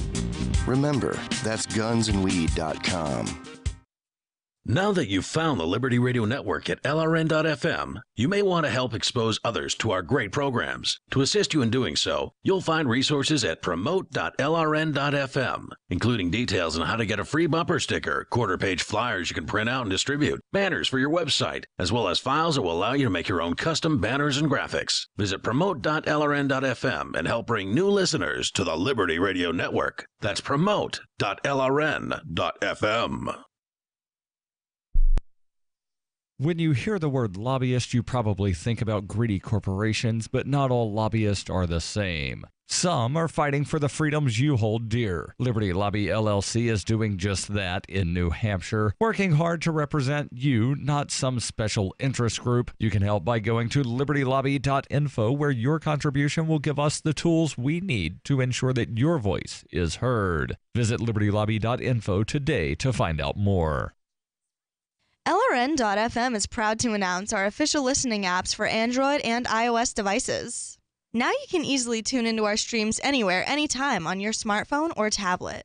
Just visit apps.lrn.fm or search for LRN.FM in the Android or Apple app stores. Please download, rate us 5 stars, then share the link on your social media and let your friends and family know how you're listening to LRN.FM. Download it now, free at apps.lrn.fm. A congressman recently revealed that legislation totaling 2,900 pages and involving more than $1 trillion was available to members of Congress for less than 48 hours to study and consider. That's over 60 pages of legislation per hour. Do you think anyone read the entire bill? I'm Jim Babka with DownsizeDC.org. Consider a proposal buried in a 3,200-page, $388 billion bill, which would have empowered committee chairmen or their agents to examine Americans' tax returns. When this horrible provision came to light, no one claimed to know how it got into the bill. One congressman questioned said, "I didn't write it, I didn't approve it, I wasn't even consulted."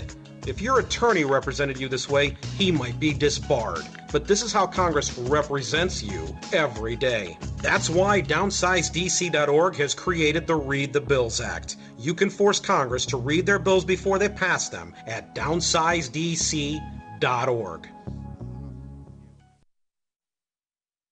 This is the Liberty Radio Network, broadcasting the latest liberty-oriented audio content 24 hours a day at LRN.FM.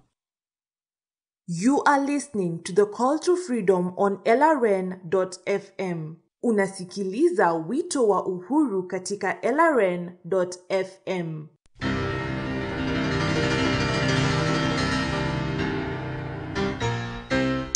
You are listening to the Call of Freedom with Aria and Chris. And right now we're currently discussing a case about a Mennonite woman who refused on religious grounds to testify in a death penalty case. If you want to call into the show, we have a number at 603-283-6160. Again, that's 603-283-6160. You can also Skype in at lrn.fm or on Discord at discord.lrn.fm. All right, so let's continue. Marshall Fields had identified Ray as the getaway driver leaving the scene of Van's murder. Ray, out on bond at the time, was soon accused of ordering the killings, charged with first-degree murder, and later sentenced to death. Ray's accomplice, who pulled the trigger, Sir Mario Owens, also received the death sentence. Appealing his death sentence, Ray argued that his original defense lawyers were ineffective.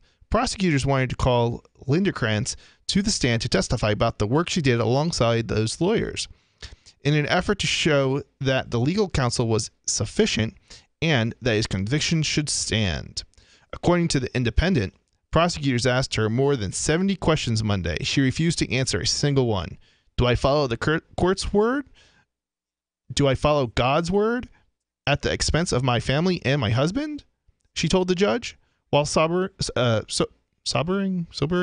The Independent reported, I feel like I was handed a gun and I was told to point it at Mr. Ray.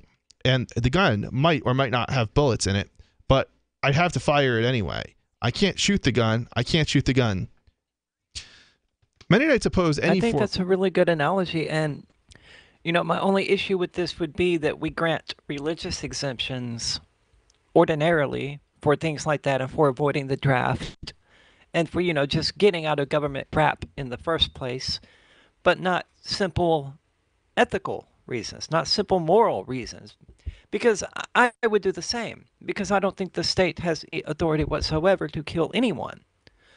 So if I was put on the stand and told to testify to get someone the death penalty, I would refuse to answer as well. But I don't have the religious justification for it, so no one would respect that. Yeah, you know, what's funny is that if you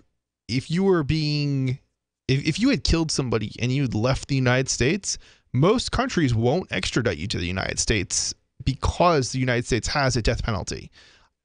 It's unconscionable whether or not you're religious or not. Minority. Yeah, it just opens. Well, no one should kill anybody, but it certainly opens a Pandora's box that, you know, we should never have opened, and we certainly should not encourage to remain open. No, definitely not. Mennonites oppose any form of violence. They have opposed war on conscientious objectors for decades. They oppose hostility among races and classes, abuse of children and women, violence between men and women, abortion. Well, so do libertarians. Yeah. So to libertarians, should I get the same exemptions? Yeah, you would think, right? And capital punishment, according to one of their religious tenets. Yeah, it's actually interesting. It does very much. There's certainly not everything that the Mennonites believe, libertarians believe, but there's a lot of commonality between the two. Well, I mean, we like the capitalism that gave us electricity. Yeah, very true. Plumbing. Very true. Very true. But I mean, the core tenets is what I'm talking about, not necessarily the electricity part, right? Like, I mean, don't kill people. Well, I mean, that's going to be true of, you know, any good ideology. I mean, there's a lot of common ground between Buddhism and Christianity as far as its, you know, as far as its moral tenets go, or Hinduism and Islam. Yeah, I don't know. You know, Will actually would be a better person to get in on the Muslim stuff. I'm not that familiar with pretty much any religion, really. I know a little bit about Christianity and Catholicism, I think. And I know, I'm trying to think what one it is. I was steeped in Christianity from the moment I was born. Yeah. Know it inside and out. I know, like, I'm trying to think what the tenets is, something like do to others like you would want to do to yourself. Is that one? Am I correct?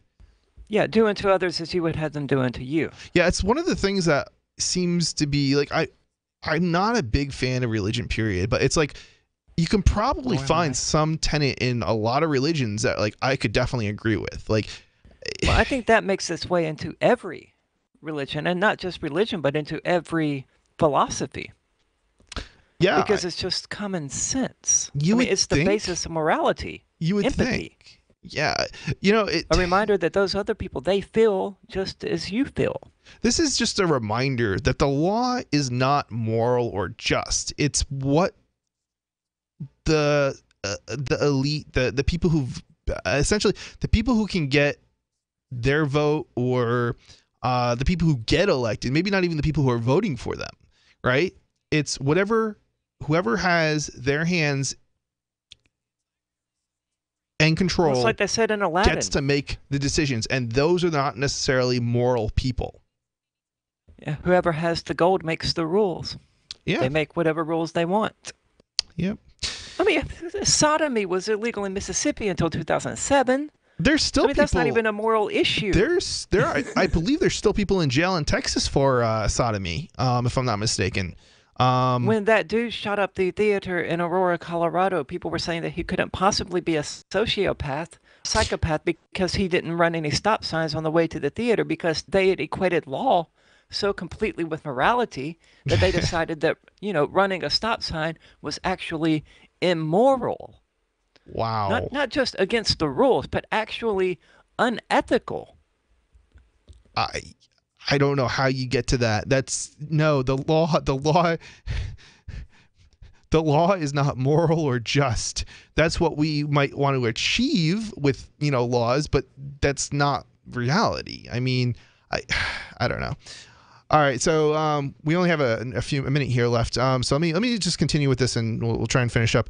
More recently, they've also staunchly opposed President Trump's immigration and executive actions, as they themselves, as refugees, were once banned from Canada, generally known as apolitical. Some Mennonites made headlines last year after they were seen protesting Trump in Pennsylvania, saying they felt they could no longer be silent. This week, Mennonites from the Denver area's two congregations, First Mennonite Church and Beloved Community Mennonite Church, packed Amico's courtroom in support of Linderkrantz. The Reverend Vern Rempel of Beloved Community said he had counseled Linderkrantz before her Monday hearing about what she should do in court. As he told reporters during a news conference outside the courthouse, Mennonites, he said, had been opposing the death penalty since 1525.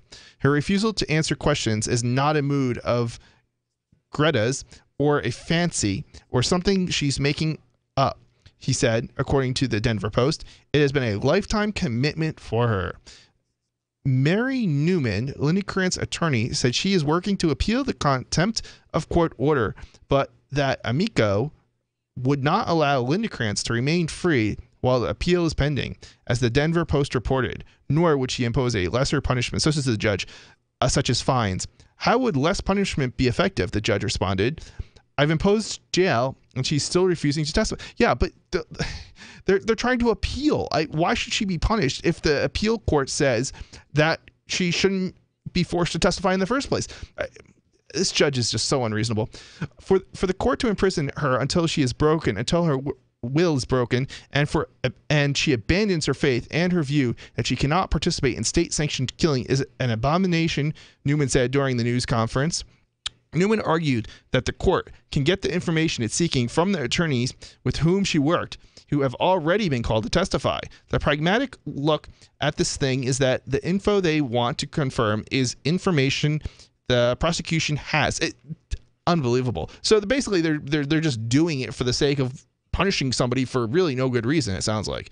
The Amico did not immediately respond to a request for comment, nor did the representative for the Apalachicola District Attorney's Office. It's unclear how long Linderkrantz will be jailed. She can be held as long as 6 months, according to her lawyer. She's being held without bail, and Amico has said she would only be freed once she agrees to start talking. You are listening to Call to Freedom. We'll be back tomorrow at 4 o'clock Eastern Standard Time. So listen on in. This has been Chris and Aria.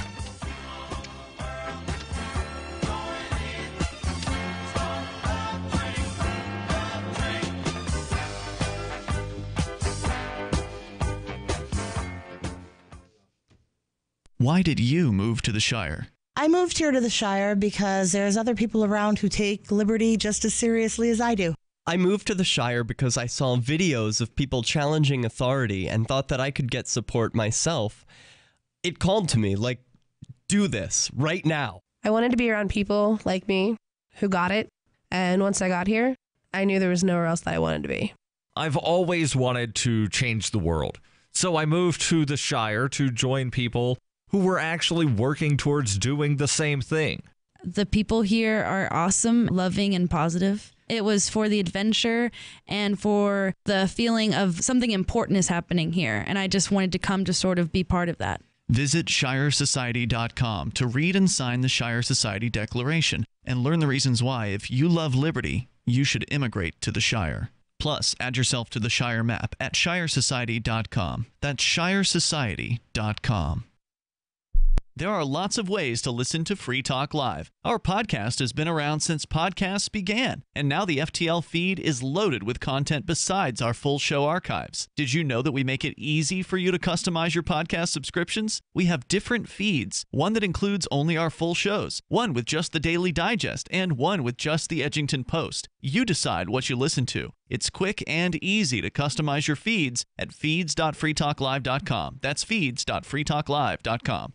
Hi, this is Mark Edge of Free Talk Live. Michael W. Dean's book, User's Manual for the Human Experience, changed my life. In a culture that attempts to turn you into a compliant victim, this book gives you implementable steps on everything from how to be aware of your environment, walking down the street, to business, to how to handle a toxic person in your life. If you're a human, you need to read this book at least once. Go to Amazon and get the Kindle version, or paperback, or an audiobook of A User's Manual for the Human Experience.